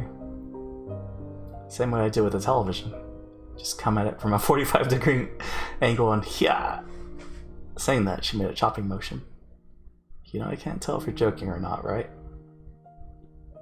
She'll be fine by tomorrow. Also, there's something I want you to do, Keiichi-kun. I didn't meant to do anything wrong, but I still feel guilty. I'm listening. Thanks. You see, Michan is just going to pretend the last few days never happened. Never happened, huh? I see. Well, that's one way to run from it. So you see, Keiichi-kun, could you pretend to? Then Michan can go back to normal. Just doing something as simple as that. Is it really going to be okay? Please, until Michan gets her feelings in order, just go with it. Okay, I got it. Even though I shouldn't have been at fault, for some reason I felt guilty. The one at fault here was the one who knew about the entire situation and pretended to be Mion for an entire day. Shion. Ugh, but she never once said that she was Mion. Ugh, what am I supposed to be angry at? Seeing me stomping the ground impatiently, Rena giggled. But Keiichi-kun, you knew as well that Michan has some cute things about her. Rena talked in a calm voice as her hair rustled in the wind. Yeah, I know that she'll never let it be boring. Good. Following this curt reply, Rena looked up at the sky and stretched. As long as you realize that, Keiichi-kun, these past few days will soon be nothing more than a story to laugh about. Copying Rena, I also began to stretch as I looked at the sky. Clear sky towered into the distance. There's no club activities or anything today. Sorry, Keiichi-kun, but just for today, can you go home by yourself? It'll all be back to normal by tomorrow. It's just for today, okay? When's the festival? If it all took for everything to go back to normal, was to leave Mion alone for today, then it was an easy decision to make. Got it. I can't say it directly to Mion, so I'll say it to you. I still feel kind of guilty about it, so I want to apologize. No. The root of the problem was Keiichi-kun saying something insensitive, right? So if you learned anything from this, you need to look a bit into gaining a sense of delicacy. Alright, I'll try. That day was the shortest day of my life. Rena was talking to Mion while accompanying her around the entire time. looked like a really fun conversation, so I reflexively thought about joining in, but I had made a promise not to. It seemed that Mion was also trying her best to ignore me. So likewise, I did my best to ignore her. For the first time in a while, I ate lunch alone. Mion and Rena ate theirs by themselves. As I let out a sigh in my ashen mood, Rika-chan came over and patted me on the head. Both Keiichi and me learned a whole lot. I'd never say it like that. It made it sound like we were having romantic problems. I didn't like that one bit. Hopefully the teacher wouldn't notice and call us to the staff room after school or something. I'm sure that Keiichi will grow up to be a wonderful adult. Pat pat. Rika-chan is the studious type, so maybe he'll grow up to be an amazingly wonderful adult. Of course. When I grow up, I'll be super amazing. When I grow up, I'll be an amazing lady, you know? No matter how old you get, you'll still be a brat. I put money on it. What did you say? Masatoko snapped her fingers, though. Wash based and fell from above, hitting me squarely in the head. Ow. What do you think you're doing, Satoko? Bang, smash, pinch, squeeze. It was a day I could thoroughly appreciate the value of having friends. Wow. Already halfway. Well, I guess the day's already over, but now it's time for afternoon. Oh, back at the house. Back at school? What? What's going on? Is it the next day? Today was Saturday, so school ended in the blink of an eye. To go to school on Saturday? Wow. Really felt good to go home with the sun so high in the sky.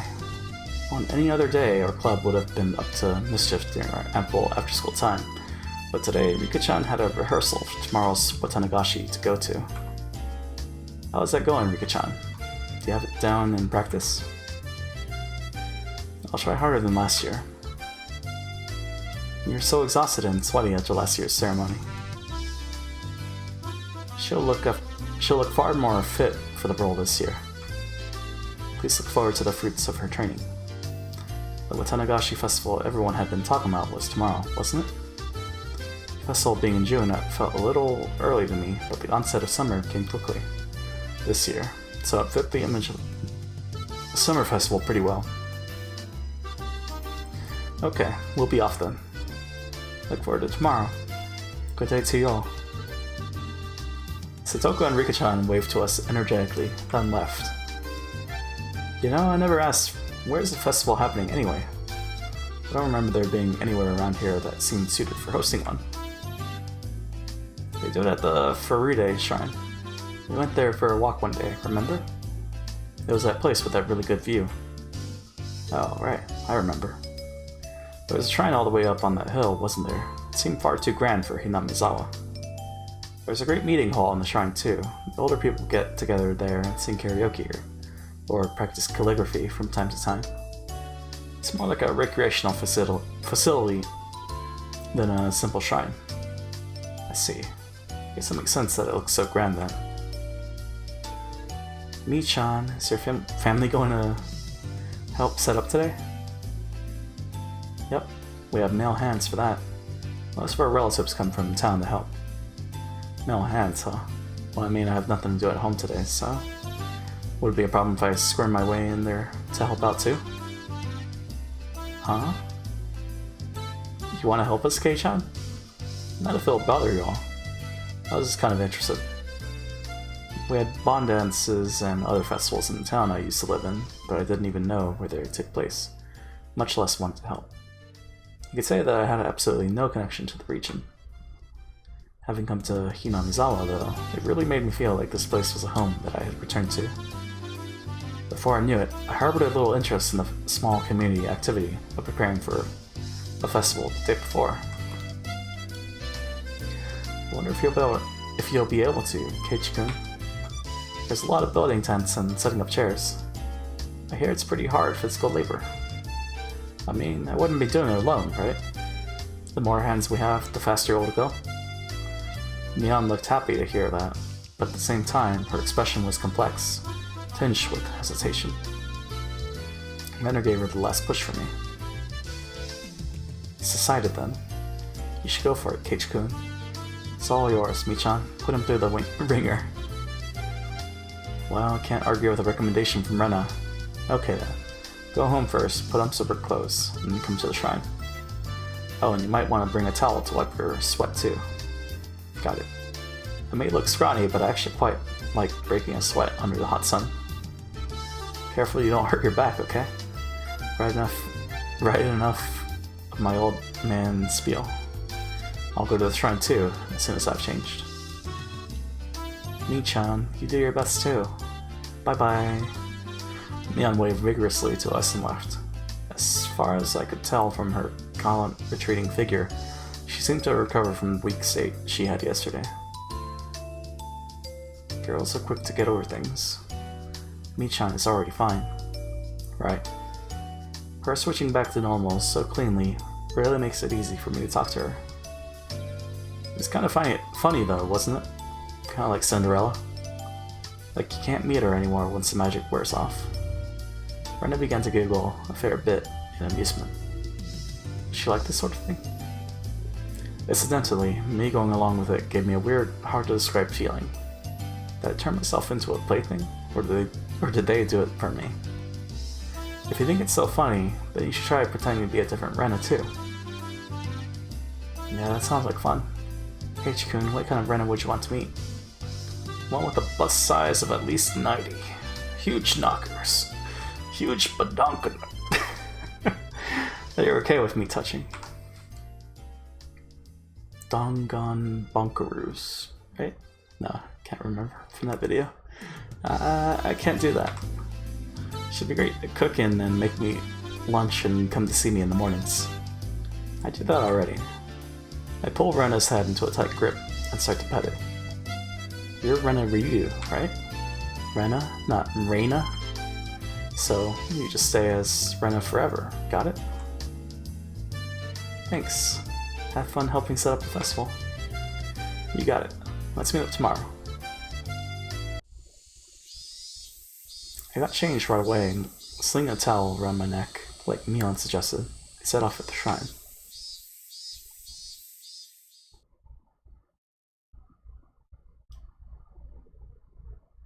Oh. At the shrine, there are more people than you'd imagine even live in Hinamizawa there. All cordoning off areas and setting up tent frameworks, chatting amongst themselves as they did so. Alright, where's Mion? The liveliness of the throng did make it easy to look for her. I searched around as if I already worked there, and suddenly the principal called out to me. If it isn't Meibarakun, interesting. Have you come to help with the Watanagashi setup? Hello? Yes, I was just wondering if there was anything I could help with. How commendable your attitude is. Feel free to sweat to your heart's content. Gahahaha. Spurred on by the principal, I came upon a group of people setting up tents. Oh, what's this? It's Meibara-chan. Did you come all this way to help us? I haven't found Mion yet, but I suppose I'd just get in her way if I ran to her. Yeah, I'm here to help. Just tell me where you need me. You young ones have all the vitality. Here, grab some work gloves. Ever built a tent before? No, never. Delighting in teaching a new skill to someone younger, plenty of people happily taught me all sorts of things. Okay, kid, go inside the tent and tie up just the cords for the top. After that, we'll stand it up and tie the rest of them. Butterfly knots are okay, right? There and there. All done? We're setting it up. 1, 2, 3. What was once nothing more than a collapsed tent was raised on 4 splendid legs before my eyes in mere moments. Whoa. Seeing it put together like this is actually pretty moving. Come on, no time to stare and wonder. We've got a lot more to do. We packed the tent in the truck, so go get them from there. They're heavy, so take someone with you. No, I'm good. I may look scrawny, but I'm actually pretty strong. Whoa. They look light enough, so I thought they were, but they're heavy. That's why I told you to have someone help. Come on, said the man, lifting it up with a grunt and taking it away under his arm. Either I'm weak, or these old guys all have superhuman strength. Let's go. You're the youngest one here, so we're gonna make you sweat for it. Do your best. Beer after work is the best. I'm a minor.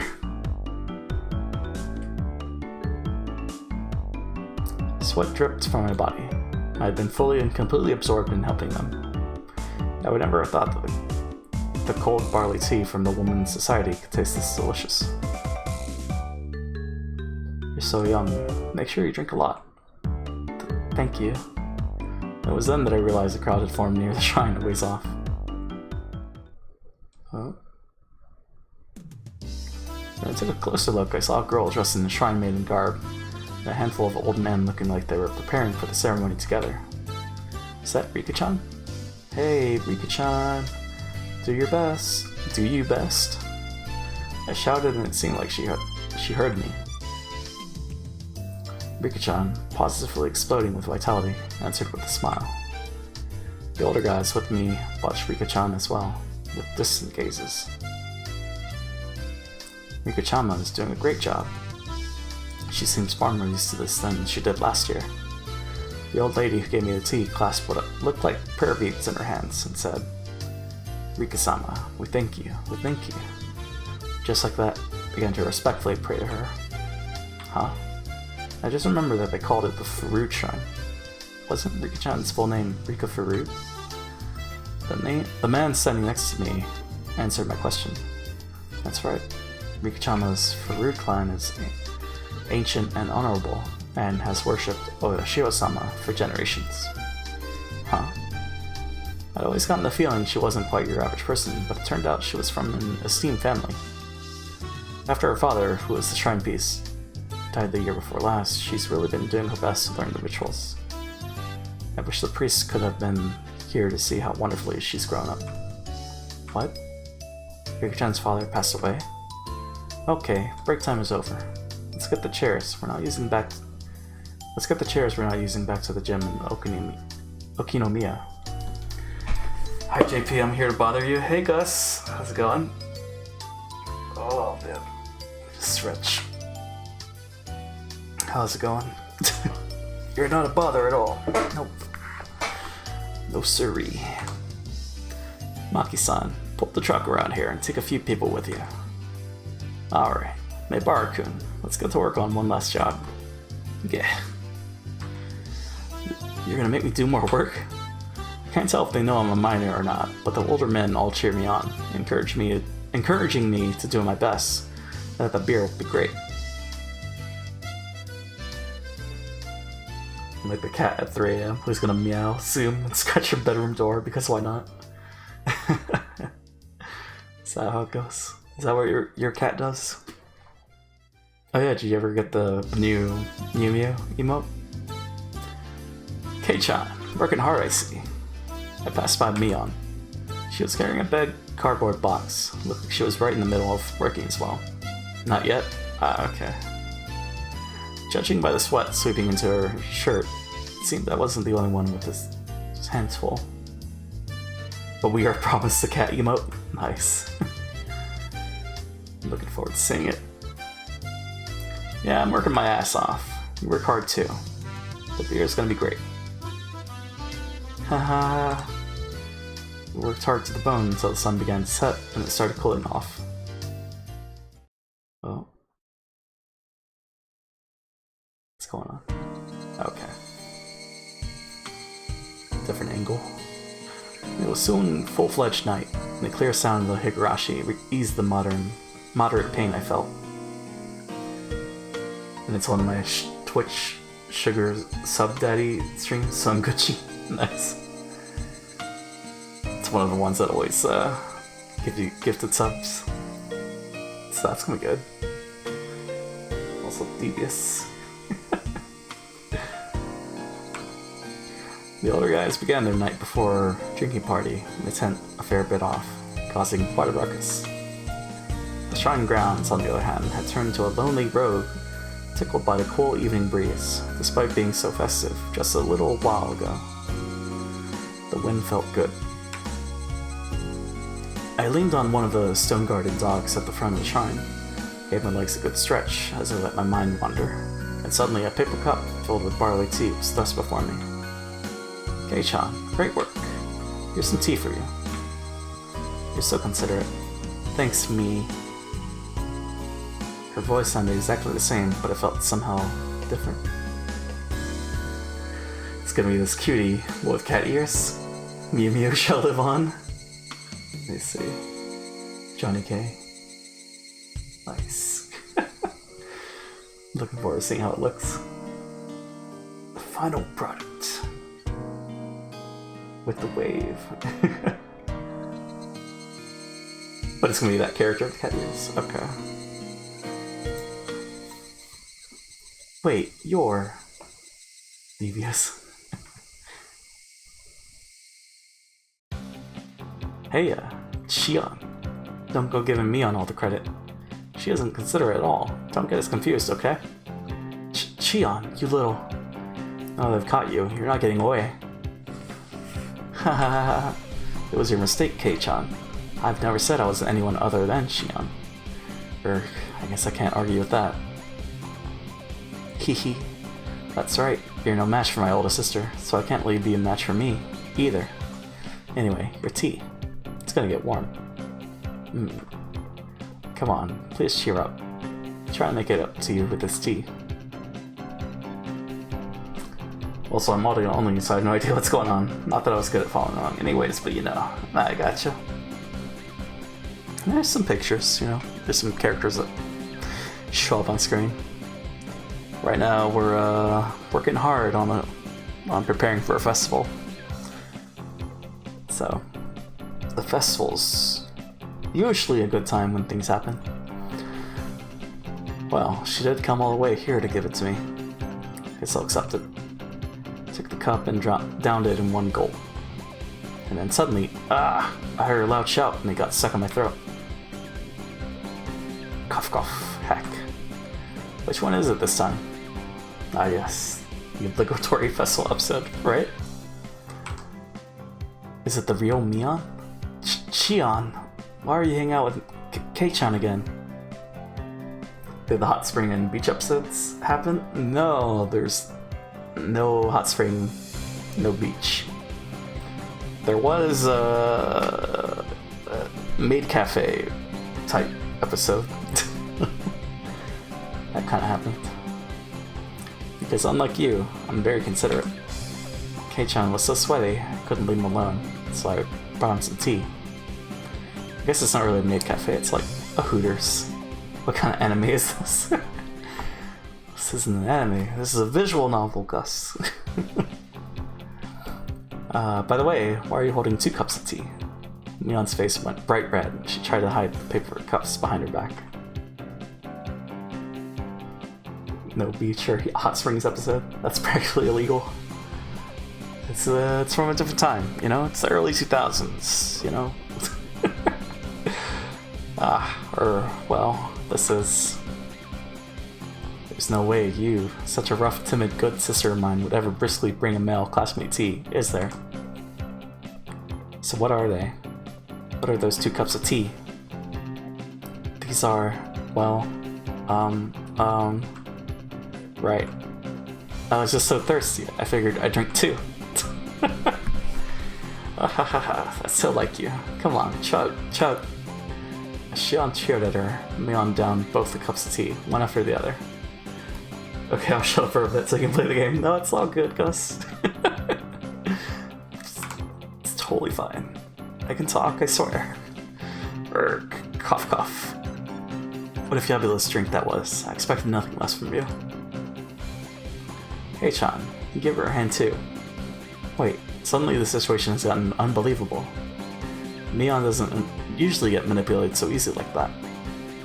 I've known for a while now, but Shion is terrifying. Mion, you can't hold your own against Shion? I hate her. And lately I hate her even more. Well, Just then, I heard the snap of a camera shutter. No way. Is it Tomitake? Buff boy? Whoa! With, Takano, right? Good evening. The festival's coming up tomorrow. Thanks for all your hard work setting it up today. Good evening. Oh, Shion-chan. It's quite unusual for you to come here. Oh hey, it's Tomitake and Takano-san. Good evening. It's been a while, hasn't it? So, you're that transfer student I've been hearing about, Keiichi Mibara-kun, right? You really did a bang-up job today. I'm impressed. I feel like I've seen this photographer guy before. Have we met before? I'm glad you remembered. We've passed many times on the road, Keiichi-kun. I'm Tomitake. I'm a freelancing photographer from Tokyo. Then do you recognize me? I'm sorry, but I don't. She's Mio Takano-san. Do you remember when you were at the doctor's office when you still had a cold, Kei-chan? Mio-san is one of the nurses who works there. Call me Takano. I'm pleased to meet you. I wonder if she'd squeeze over them like in the shrine. Sword room. What? It's very thoughtful of you. Tomitake-san seemed to be quite entertained at the Sonozaki twins being in the same place, and he took picture after picture. I've heard about them, but this is the first time I've actually seen a pair of identical twins. They really do look exactly alike. We're not just alike on the outside. See, our underwear matches too. Jesus. Yeah, you idiot. What the heck are you doing? Things have never been as lively as when the two of them are together. Actually, I'm kind of curious.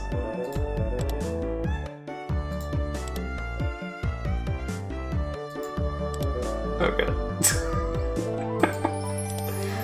Okay. Thought they were exactly the same at first, but I've started to get a handle on which one is which. Any blush. Mion is Mion. Shion, well, she seems a far better actor than Mion was. In the first place, somebody that could spurn Mion so easily wouldn't have shown such weakness to those lard bucks at Angel Mort. If that was the case, then that cowardly behavior from that day was all a complete act. Jump scare. Sorry. They were even more alike when they were little. I hear even their parents had a hard time telling which was which. It's really easy to imagine. I totally understand what they must have gone through. Takano gave me kind of an odd look, explaining what had been a pain, so I didn't bother. Tomitake, are you going straight back to Tokyo after you get your pictures of the festival? Yep. I'm kind of curious. Well, what does he look like? Oh, okay. Oh, that's cool.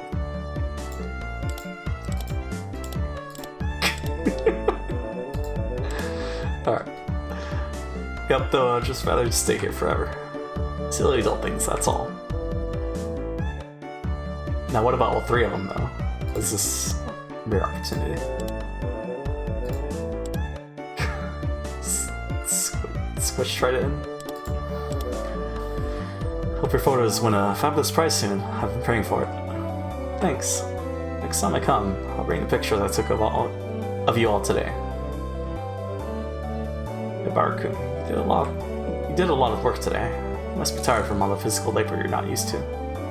Huh? Well, I'm tired, but it was still pretty fun. Ah, youth. I'm so jealous.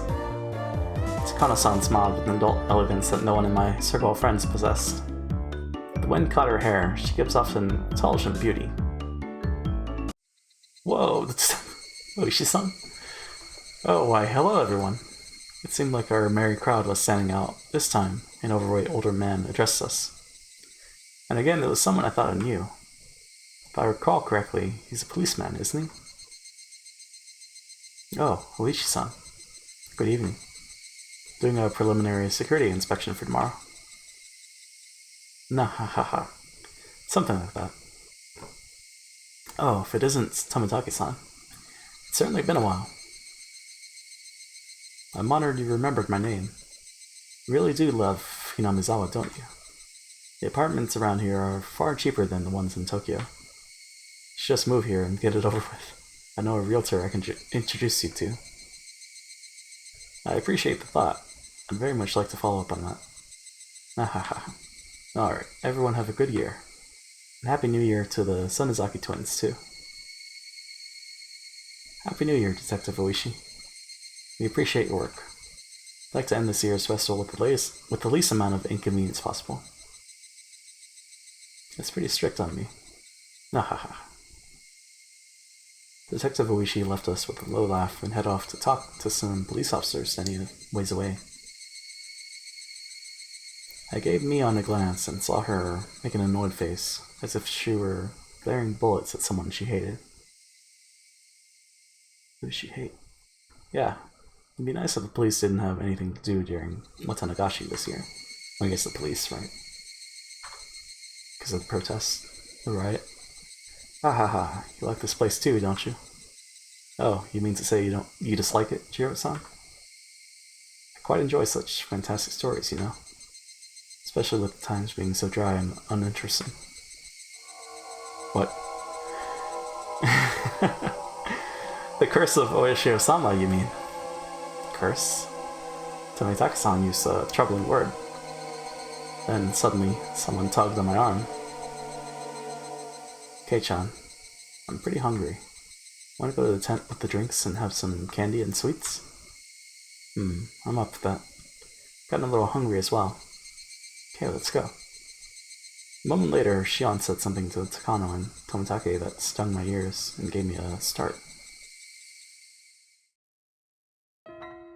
Oh god. What? I wonder who will die and who will disappear this year. Pulled back from Mion's grip and stopped abruptly. Shion. What did she just say? Felt like the air around us dried out all of a sudden. Let's go, Kei-chan. I'm talking about something silly anyway. You still haven't told Kei-chan? I make it a point not to spread stories like that. Shion's cold and quiet tone and Mion's harsh voice were quite the contrast. Hey, wait, hold on, what are you talking about? If you know something, then tell me. It doesn't feel right being the only one left out, you know? I don't understand this. Someone explain it to me. However, Mion didn't seem to be at all willing to grant my request. She squeezed my hand in hers a bit, but when she realized I would hold my ground in this topic, she let go. I'm gonna go to the drinking tent first then. If you don't come soon, Kei-chan, there won't be any left for you. Arg, I get it already. I'll be there soon. Mion left, trotting towards a particularly noisy tent on the other side of the shrine grounds. Before she got there, she stopped and turned back around. I showed no signs of going after her, though, so she ran off.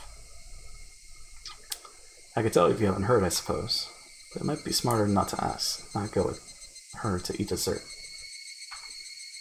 Hey now, you've already got my full attention here. I'm not going to leave without asking at this point. I think Kei-chan has a right to hear this, too. My sister was just stealing that from you. Shion's voice was bristling with thorns, as if somehow blaming Mion. What on earth are you talking about? I don't really like people acting so self-important.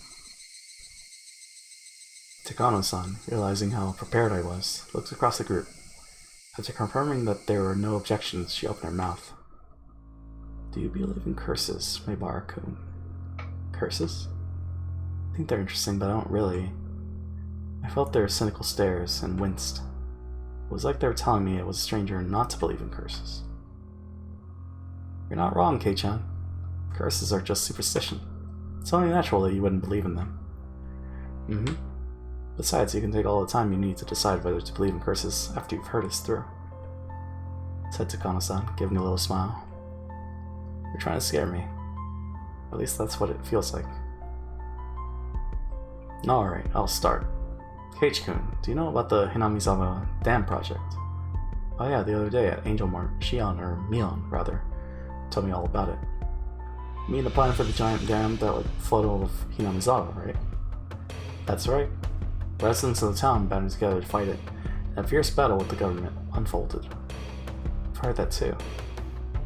The entire village united, using all the power at their disposal, mass media, political influence, and other things, and fought the country. The way Mion described it made it sound like a boast, but it was Shion that described it. Oh, you know quite a bit about it. Yes, you're right. It's practically an epic tale, how just 1,000 or so villagers banded together and rejected the government's plans. Did you hear this from my sister? She likes those kinds of epics, you know? Yeah, she told me. There was, however, an office for the Hinamizawa residents' opposition faction. It was this shrine. You know, the assembly hall, that's where it used to be. Now that the whole thing is over, the senior citizens just use it for group activities. At the time, though, it was their last bastion. Takano-san explained this, pointing a finger towards the assembly hall. I had been carrying things in and out of there all day. I mean, I would understand if they put an office like that in the mayor's house or something. But having an office on shrine grounds made it feel kind of like a base camp for Sengoku period warriors. That was basically the mindset, though. Placing the main force in the shrine dedicated to Orishiro-sama, Hinamizawa's guardian deity, was like a prayer for victory. Orishiro-sama. That was definitely it. I mentioned Orishiro-sama's curse before. Is it the same Orishiro-sama? Do you know about Oshiro-sama, Keiichi-kun? It's the name of the god worshipped at the shrine. It's said that he protects all of Hinamizawa. Well, I don't really know much about him. I see. I think Takano-san knows more about the rest. Tag, you're it. Well, that is generally the whole story. Shiro-sama is the ancient god passed down in Hinamizawa. The villagers say he has been protecting this sanctuary from the poisons of the outside world. So essentially, he's a basic standard guardian deity. I guess you can find that sort of god anywhere you go. There's research into whether worshipping Shiro-sama is a manifestation of a kind of elitism, too. What I mean is that the worshippers might think of themselves as chosen people. Believing yourself chosen, a nationalistic belief that you're part of a superior race, that you're a special clan chosen by the gods. They believe that there is a superior clan, so they believe strongly in cooperating with others. But they also end up being exclusionary towards other clans. I won't go into too much detail, but it's the sort of national and religious ideas that lead to war. Of course, that goes for Japan, too. A long time ago, the people of Hinamizawa strongly believed themselves different from humans, that they were above them. They believed that interaction with the lower world would sully their souls. So everyone believed that if one from the lower world came to the village, they would be sullied and suffer the wrath of Oshiro-sama. Apparently that kept everyone away. Villages that hate outsiders come up all the time in Kendachi novels. This was once a run-of-the-mill village of xenophobes. Well, they'll deny it to preserve their pride. It was all a long time ago after all. Things are different now. Shion followed up quickly, having sensed the thorns in Tomitake-san's words. Tomitake-san, embarrassed at what he said, scratched at his head. So this shrine worships Oishiro-sama, thinks of Hinamizawa's holy crown, and is a symbol of their traditional hatred of the outside world. I get it.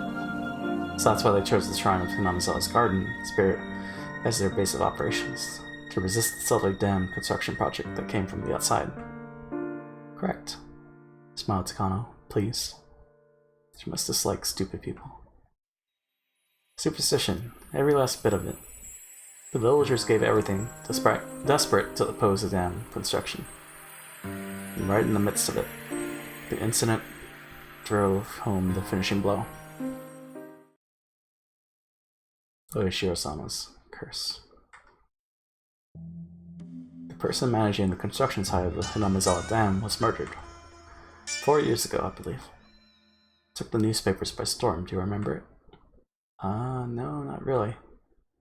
He had a fight with a subordinate and was beaten to death with a pickaxe. His limbs and head were torn off and the remains disposed of. One of those dismemberment homicides. They were all the rage at one point. Such a gruesome incident. But it was just that. An incident. The person caused the incident. After all, should they really put it down to the curse? Then the following year, the man who had organized Hinamizawa's group of dam proponents, he fell from a cliff while on vacation and died. Organized the group. On vacation and died. Apparently it was an accident. I thought they were in a car, and they both fell down. Of course, most of Hinamizawa was hostile towards him. The police were all over the case as if it were a homicide, but in the end it was judged to have been an accident. Now it's an accident. This is the most curse-like one, but it's still far-fetched. Then on the next year, this time the priest of the shrine contracted an unknown illness and suddenly died. This may sound a little rude, but the old priest was kind of a wait-and-see type. The whole village was in an uproar about the dam, but he just kind of didn't seem to want to bother. The shrine was a symbol of the opposition movement, and its priest, well, his attitude worked against him. The villagers at the time had hoped for a leader, but their hopes were betrayed. Some people were apparently pretty angry too. So at the time, all the older people were like, "This is Oishiro-sama's curse." That's what they said. It seemed like every year, dam-related people in the village had resentment towards were dying. It was pretty creepy. Oh, and also, it's interesting. All of these incidents and accidents always happen on the night of the Watanagashi festival. What? See? Starting to sound like a curse now, isn't it? Then the year after that, in other words, last year, the sister-in-law of the man who was the leader of the dam proponents, the one who accidentally died, was discovered dead, having been beaten to death. Of course, they caught that criminal. See? It really seems like a curse, huh? 4 years in a row. Each one of the incidents and accidents were relatively commonplace, but every single one of them happening on the night of the festival, worshipping Oishiro-sama. That's not normal. The old folks have been blindly accepting Oishiro-sama's curse because of the incidents these past few years. Even younger people, too. At first they thought it was stupid, but now nobody makes fun of it. Yeah, I can see where she's coming from. Even me, even if I didn't think there was a curse at all, thinking about all the incidents like this makes me feel like maybe it's real. For example, just look at the preparations for the festival we were doing today. Everything might have gone crazy during the battle against the dam, but just a few years ago, the Watanagashi festival was never this well attended. Well, I guess you're right. If we didn't have Oishiro-sama to talk about, we wouldn't all be coming to a festival like this, huh? Whoa! Quinn! With the raid! How's it going? How was Shadow of the Colossus? Hello. How's it going? I think you beat God of War 3 yesterday, right? Frustrating and fun? Ah, I see. Yeah, right now we're just learning about curses, you know? Yeah, God of War's done. Nice. She's looking evil now. Yeah, there's twins, there's curses, murders. It's all very monk-ass. There's a lot of people. Also, hey, brothers, how's it going? There's a lot of people who say that infidels might be punished, so they really need to go to Oishiro-sama's festival. Shion nodded as if she were mocking herself. Hi. So how about now? Keiichi-kun, you're starting to get the feelings that maybe, just maybe, the curse is real, aren't you? I mean, you can't just laugh off people related to the dam construction project all dying like that. Lurking while doing things. Sounds good. Are you streaming later? Or forget. Or if you're taking the day off for tomorrow. Can't just laugh off people. Members of the village must feel stronger than that. Well, I mean, I still don't think there's a curse. I can understand those that believe there is, though. Wow, Kei-chan, you can really keep a cool head about this. Shion grinned, realizing I've rejected the curse. If it's neither a curse nor a coincidence, then What should we make of these incidents? Takano-san said, smiling playfully, as if posing a riddle. Neither a curse nor a coincidence. But every year, someone dies. What should we make of that, then? Tomizaki-san, catching on to the fact that I had no idea what to make of it, opened his mouth and came to my aid. Takano-san is suggesting that it might be the work of real people. Eh? Simple process of elimination would have gotten me there. I was a little taken aback at not having realized the answer immediately. Well, think about it. If it's neither a curse nor a coincidence, then people must be willingly carrying it out. It's the only explanation, right? Pressed Takano-san. I smiled bitterly, in spite of myself. Here I was just a few minutes ago, thinking the very concept of a curse was absolutely absurd. When she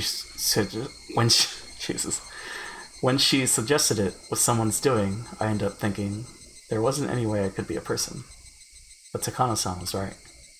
It was either a curse, or it was a person's doing. If unrealistic things like curses didn't exist, then the obvious next step would be to start thinking it was people behind it. But if that was the case, I glanced at Shion. If the culprit is a person, then it'd have to be someone from Hinamizawa. That's what the police officer, Oishi-san, thinks right now, too. Hey, wait. That can't be. I thought I knew the reason Mion didn't want to talk about this.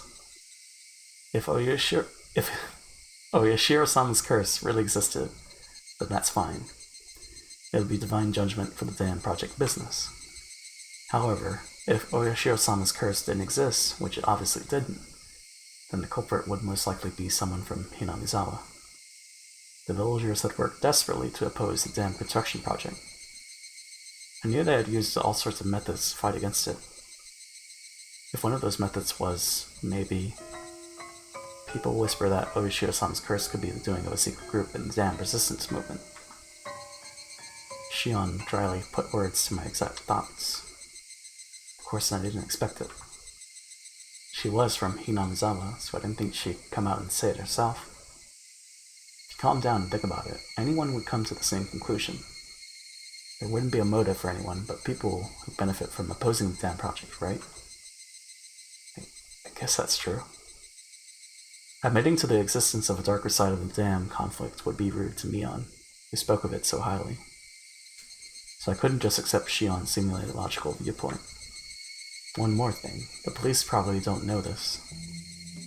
There's proof that someone from Hinamizawa committed these crimes, and the people of Hinamizawa know it. Eh? What? Shion rebukes me to keep my voice down. Sorry, but this proof, what is it? It's the fact that one person dies and one more person disappears.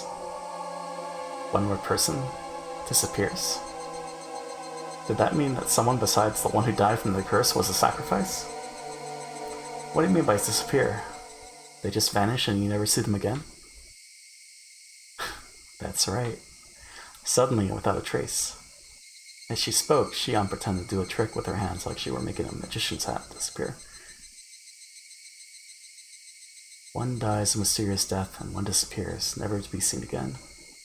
A strange vanishing act. But then why? How does that equate to someone from Hinamizawa being the culprit?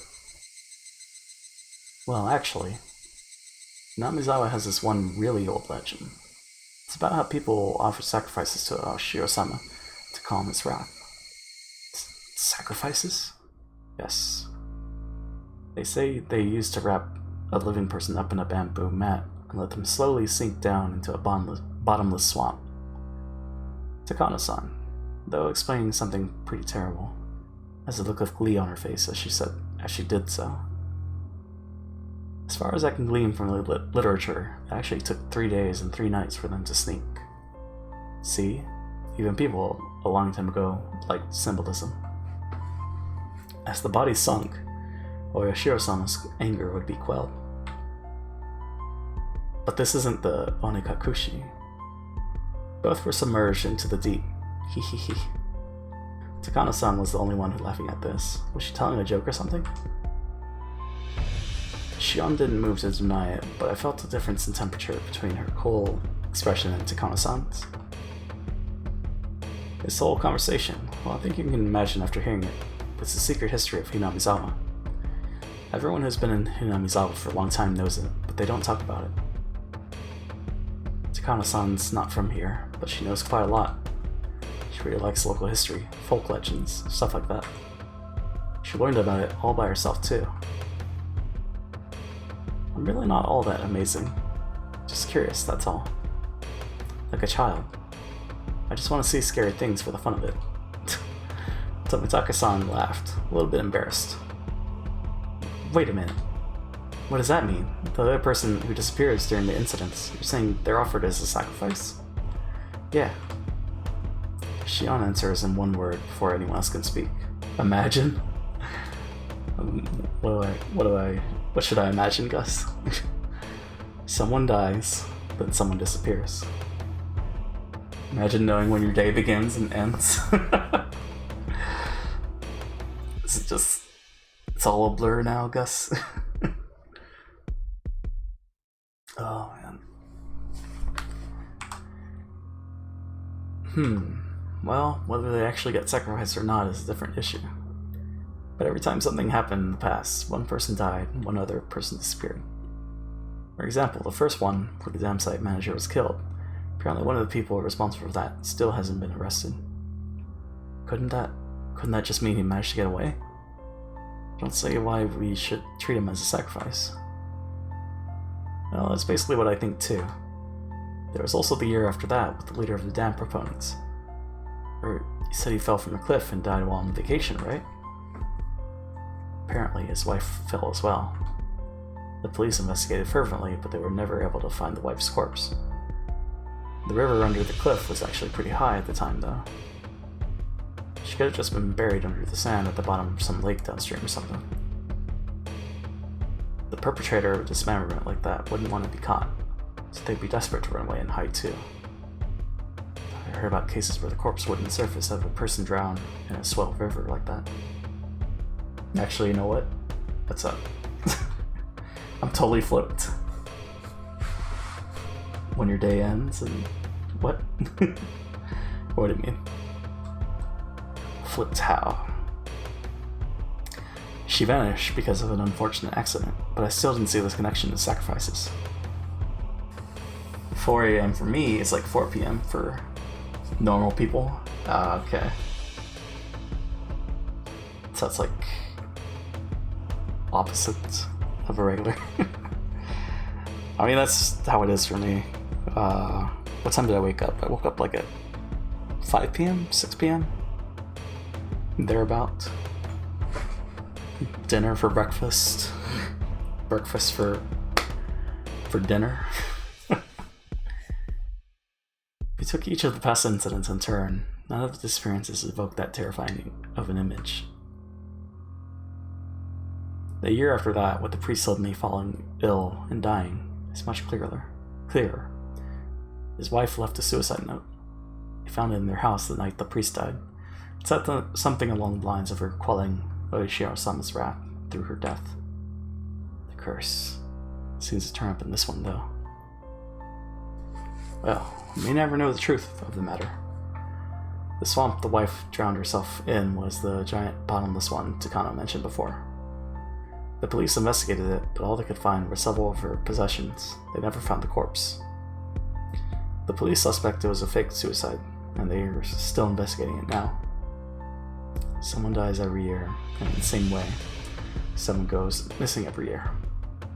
She's trying to tell me that everyone who vanished was kidnapped by some extremely efficient means and dumped into the bottomless swamp, still alive, and drowned to death. But a curse? That's unbelievable in its own right. And the next year, what was it? The dam proponent's sister-in-law? She was killed. In the same way, someone disappeared. It was a boy around my age now, named Satoshi Hojo. He's the nephew by marriage of the woman killed. Shion cut in with a slightly strong tone of voice. So wait, okay. She knew the boy, who had disappeared pretty well. At least that's the vibe I was getting. Well, that about sums everything up. One person always dies, and one person always suddenly disappears. Leaving the suddenness aside, the fact was that each incident involved one person disappearing. So that means the first person who dies is because of Ushio-sama's curse, and the second person who vanishes because the villagers sacrificed them? Is that it? Kei-chan, there is no curse. Somebody kills the first person under the guise of the curse, and someone takes away the second person to be a sacrifice. But Shion, that means the criminal is in the village. That's what I've been guessing from the start. It's pretty shocking though, you know? We live in the Showa period. It's kinda hard to believe people are committing murder like it's nothing, using some ancient justifications, huh? Didn't have anything to do with our discussion, but I got the feeling that maybe Shion didn't like Hinamizawa very much. Is that why she's in Okonomiya? Mion enjoyed talking about Hinamizawa and its epic tales, so she had avoided talking about Oishiro-sama's curse, which didn't paint Hinamizawa in a good light, no matter how you looked at it. She was trying not to give me a bad impression of the village, so she didn't say anything. Shion, on the other hand, was somehow different. She wasn't rejecting the concept of a curse to purge Hinamizawa of this bad impression, but rather because she strongly believed that a member of the village was the criminal behind this. Her conviction seemed a bit removed from the tight sense of community held by the people of Hinamizawa. Once upon a time, they looked so alike you could mistake one for the other. But talking to her now, I was getting a powerful feeling that Shion had a completely different personality than Mion. Than everyone else. They all think someone from Hinamizawa did it, right? Neither Shion nor Takano-san answered that. The deafening silence told me all that needed to be said. Then let me ask another question. If someone from Hinamizawa is the culprit, then who is it? Neither Shion nor Takano-san had a reply to that question either. Though it may have been rude to ask, I'd hoped they wouldn't have one. The reason I asked was to argue that their explanation that the culprit was from Hinamizawa was nothing more than one possibility. Shion caught on to my plan. She gave a pained smile at my petty spite and opened her mouth to speak. All I said really just amounts to circumstantial evidence anyway. If any of us knew who it really was, we'd have gotten them into police hands already. As would anybody. Then what about Takano-san? She too smiled dryly, as Shion had, and opened her own mouth. Well, I'd like to clear one thing up. I'm not a detective or anything, alright? In all honesty, I'm not really interested in who the culprit is. Hahaha, Takano-san, sure are a handful. Tomitake-san gives a bitter laugh at her surprising opinion on the matter. You see, I just like cruel and atrocious ancient traditions and fairy tales. I only enjoy them from a curious onlooker's perspective. So even for this string of incidents, it's not so much finding out who the culprit is, but enjoying thinking about how the old traditions displayed by the incidents themselves still seems to have some pretty deep roots around here. Though she's described herself as nothing more than a curious onlooker, her smile was as sharp as the tip of a blade. A woman like her felt very strange and a little scary to me. It was just that I was in a fearful awe of the person whose emotions I couldn't comprehend. Well, I don't think any of this is interesting at all. The Watanagashi festival is coming up tomorrow, but I don't want anyone to die or disappear. Tomorrow, huh? That's right. It completely slipped my mind. The string of murder incidents people attributed to Oishiro-sama's curse, it wasn't over. If last year's incident wasn't the end, then tomorrow night, at the festival, would someone die and someone disappear? I do wonder who will die tomorrow, and who will disappear though. Takano-san said, running a comb through her hair with elegant movements, with a thin smile and a voice that nearly made me shudder. She almost looked like she was enjoying the thought of the incidents that could happen tomorrow. Then, out of the blue, we heard a loud round of applause. They seem to be ending the drinking party early. Right. I was making Mion wait this whole time, wasn't I? I should go back to her soon. You're teasing the kid too much, Takano-san. Now Keiichi-kun thinks it's all true. Hehe, I apologize. It's that bad habit of mine again, said Takano-san, sticking out her tongue bashfully. The strangeness in her expression was nowhere to be found. When Takano-san sees an innocent child like you, she can't help wanting to poke fun at them. It's a real bad habit. Keiichi-kun listened to everything so earnestly that she ended up getting carried away. Unlike Takano-san, Tomitake-san seemed like a totally normal person with common sense. They were apologizing after realizing what kind of impression they'd given me. The stuff Takano-san just said is all fiction. If it made you harbor any bad impressions about Hinamizawa, then we apologize for that. Jeez, Jiro-san. You apologize too, Takano-san. Tell him you're sorry for scaring him. Takano-san and Tomitake-san were arguing and messing around now. The strained air around us had already dissipated. Kei-chan, you should get going soon too. Mion is the jealous type. If she sees me, she'll probably start a fight, so I'll just be going home. Really? Then I'll go see what Mion's doing and apologize for making her wait, I guess. Sorry for being such a nuisance, Keiichi-kun. Could you tell Mion-chan we're sorry for bothering you for so long? Ah, yes. I don't think telling her will make her feel any better, but sure. Tomitake-san and Takano-san, standing next to each other, both began to chuckle. Okay then, Kei-chan. Let's try and run into each other at tomorrow's festival. We'll see each other. I mean, it's us we're talking about, after all. We've been making so much trouble it would be hard for you to not to find us. Shion and I said our goodbyes to Tomitake-san and Takano-san. Before we could leave, Takano-san called out to us. Thanks for listening so earnestly to what I had to say. You're just so good at listening. I had a great time talking to you. Good at listening? No, not at all. I was just in a state of perpetual bewilderment from all the shocking topics being thrown at me one after another. Did you like my story today? Well, it was pretty interesting. Then I'll tell you some more sometime, okay? There's a lot of pretty interesting legends and fairy tales about Hinamizawa. Of course, a lot of strange and creepy ones too. I'll choose a bunch of my favorites and tell you about them. I was kind of happy, but kind of worried. I can't help but smile dryly and scratch out my head. Keiichi-kun, you can go now. Takano-san is just messing with you. They say goodbye again and run off. I heard Tomitake-san call out behind him in a clear voice that we should see each other at the festival tomorrow. But I mean, Shiko is missing. When I went to the tent, Mion was waiting for me and she was nowhere to be found. I made her wait so long, maybe she got mad and went home. After asking some adults passing by, I heard that she went home, talking to some relatives. Maybe I shouldn't have done that. But my regret for having made Mion wait wasn't enough to triumph over the impression Takano-san and Chio's uncanny story left on me. Serial murder incidents had happened 4 years in a row. Would tomorrow's events make this the 5th? And the possibility that someone from Hinamizawa was carrying this all out under the guise of the curse.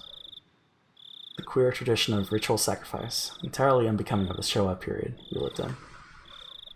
I regretted it a little, though it was too late. If none of those creepy stories had anything to do with me, then I should have let Mion pull me away from that crowd. I felt a little ashamed about letting my cheap curiosity get the better of me.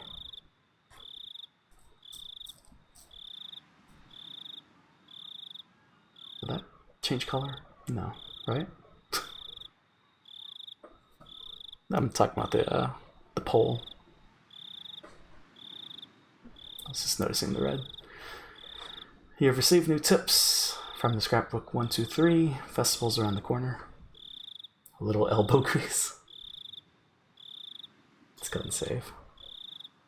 I think we're gonna read the tips and then we'll call it there. I think. That way we can get some. It's 4:05. A 2-hour nap, maybe, if possible. I don't know. I didn't expect that, though. Like the whole talking about the curse on the day before the Watanagashi. Shiro-sama's curse. The ancient Onagafuchi village, the anger of Shiro-sama, is cursed, was feared above all.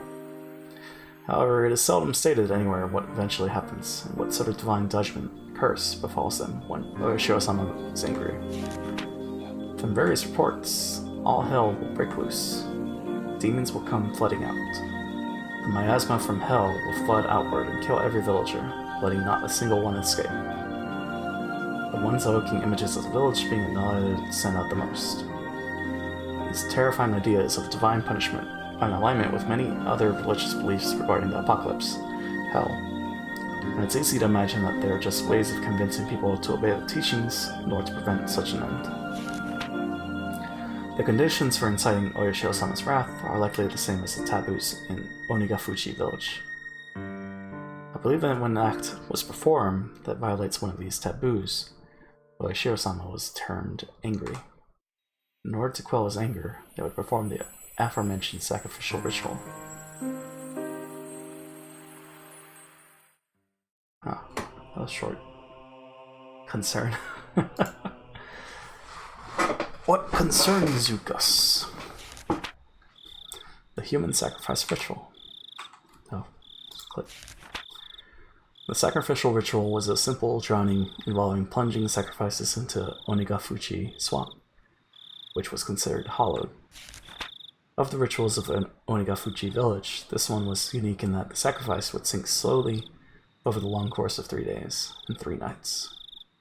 I believe that it wasn't so much the killing of the sacrifice that was important, rather the symbolism of them sinking as the submerging of Shiro-sama's anger. For that purpose, they must have had a passion for learning various methods for keeping the sacrifice from sinking too quickly, to force them to sink more slowly. I thought there was a cricket in my apartment, but it was coming from the stream. Oh yeah. You're fine. It's just the stream. Unfortunately, as far as I can tell from the records, those methods were not recorded. My thoughts are that they may have used logs or some similar material to create a raft, then set up a scaffold on there, hung the sacrifice up with ropes, and let them sink little by little over time into the swamp. However, if that were the case, it would not be strange if the ritual implements used for such a ceremony were honored as holy and enshrined somewhere. Yeah. That's that one. Number 3. Implements used for the ritual. Ritual tools utilized for ancient religious ceremonies are commonly referred to as implements or ritual implements, and even now some of them are enshrined on the property of Faroud's shrine in the 3 families. However, the identifiable tools are all decorative, and none appear to have been used in rituals governing the dark side of Onagafuchi village. As the Edo era came to a close and many traditional rituals were lost, were they lost as well? Or perhaps buried in the darkness? I don't believe so. Both the implements used on the night of the feast of Onikakushi and those used during the sacrificial ceremony must still exist, shrined away from the eyes of the masses. Without a doubt, they exist here, today at this very moment, in Hinamizawa. Also, I'm nearly certain where they've been enshrined. What was once locked steadfastly has, for some reason, changed this year to a cheap-looking padlock. You may be able to do something about such a lock. However, it is not far from the assembly hall, nor is it ever far from the presence of people. However, I will not give up. The night when it becomes a blind spot to every villager in Hinamizawa is coming soon. Soon, it will be Watanagashi. Who's writing this? Well, I guess it's gotta be Takano, right? These are her notes on the thing. Or maybe it's not her. Oh, okay. Rabble. Hey, are you worn out already? Tomorrow's the real thing. We're gonna be partying until morning, until the very end of it all. Got it? Got it. I'll give it everything I've got. Wahaha. Alright then. Youth is the greatest. Good work, everyone. Tomorrow is Watanagashi at last. Let's get some shut-eye and save our energy for tomorrow night. Tomorrow is finally Watanagashi. Festivals are split into two groups, those who enjoy them and those who support them. The former only need prepare their minds, but the latter needs not only that, but also painstakingly crafted plans and preliminary arrangements. While the general majority intending goes about enjoying the festival without a care in the world, we'll be strained the whole way through. Why? Sure as hell know why. Because the beer after everything's over is the best damn beer you'll ever have. Wahahaha. Times like these, it's best to have energetic, physically fit people. Wouldn't be worth it if you didn't do your best until the end, enjoying it the whole way. Oh, he's here. Oishi-san came in. Everyone hurried to stand up. Hello, everyone. Excellent work out there. Ah, you can be at ease. Thank you, sir. Not even my seniors, who usually talk big about themselves, can hold a candle to Oishi-san. We all bow as if we were on one of those cheering squads of old. Kurado Oishi. Detective just waiting to retire, one who doesn't pay much mind to rules and regulations, and doesn't do too much in the way of real work. He looks like a rotten old man with a penchant for dirty jokes. My seniors, though, tell me he was a real fighter in his younger days, that may or may not have quite a heroic legend trailing behind him. Anyway, he surely had much more dignity and presence in the room than the section chief who came in with him. Everyone, I really thank you for your hard work on the preparations for the festival tomorrow. Everyone present stands up upright and lends their ear to the chief's directions. We're on heavy alert for any thrill-seeking criminals expecting another incident like last year. I need all of you to focus your energy as much as possible on your mission to prevent any crimes from happening. Yes, sir. Of course, it would be best if nothing happened. However, everyone, please assume that an incident will in fact occur. Prevention is number one, but it probably won't be enough. This year, too, someone will die and someone will disappear. There's really no doubt about it. Oof. Everyone apart from the section chief smiled painfully. Oishi-san, that won't do. We need to be more serious about this. The important part isn't to get past the night of the festival. It's to be able to quickly, swiftly, and aggressively pursue whatever does happen tomorrow night. It won't tolerate anything less than your best. Clench those cheeks. We're gonna rip all the skin off the ghost of Oyashio-sama's curse. Yeah!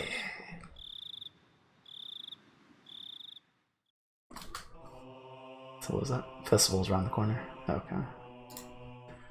Alright. Well, I guess we can raid Kirk. I don't know what they're playing, but... yeah. I wanted to go longer today, but... it's fine. Tomorrow, you know? It's always tomorrow. I don't even know how far are we? Saving the chapter 6. They're definitely longer than the previous games. Yeah, shout out to Legend of Kirk. Type it properly. They're currently playing Dead Cells. Okay. I think last I saw them, they're on 2 cells. I don't know if they got into 3. Yeah, go show some love to them. Raid messages here. Thanks again to Quinn for the raid. Thanks again to everybody for hanging out, having a good time. Hey guys. See ya, Dirk. Yeah. I'll catch you guys later. Have a good one. Bye. See you, brothers.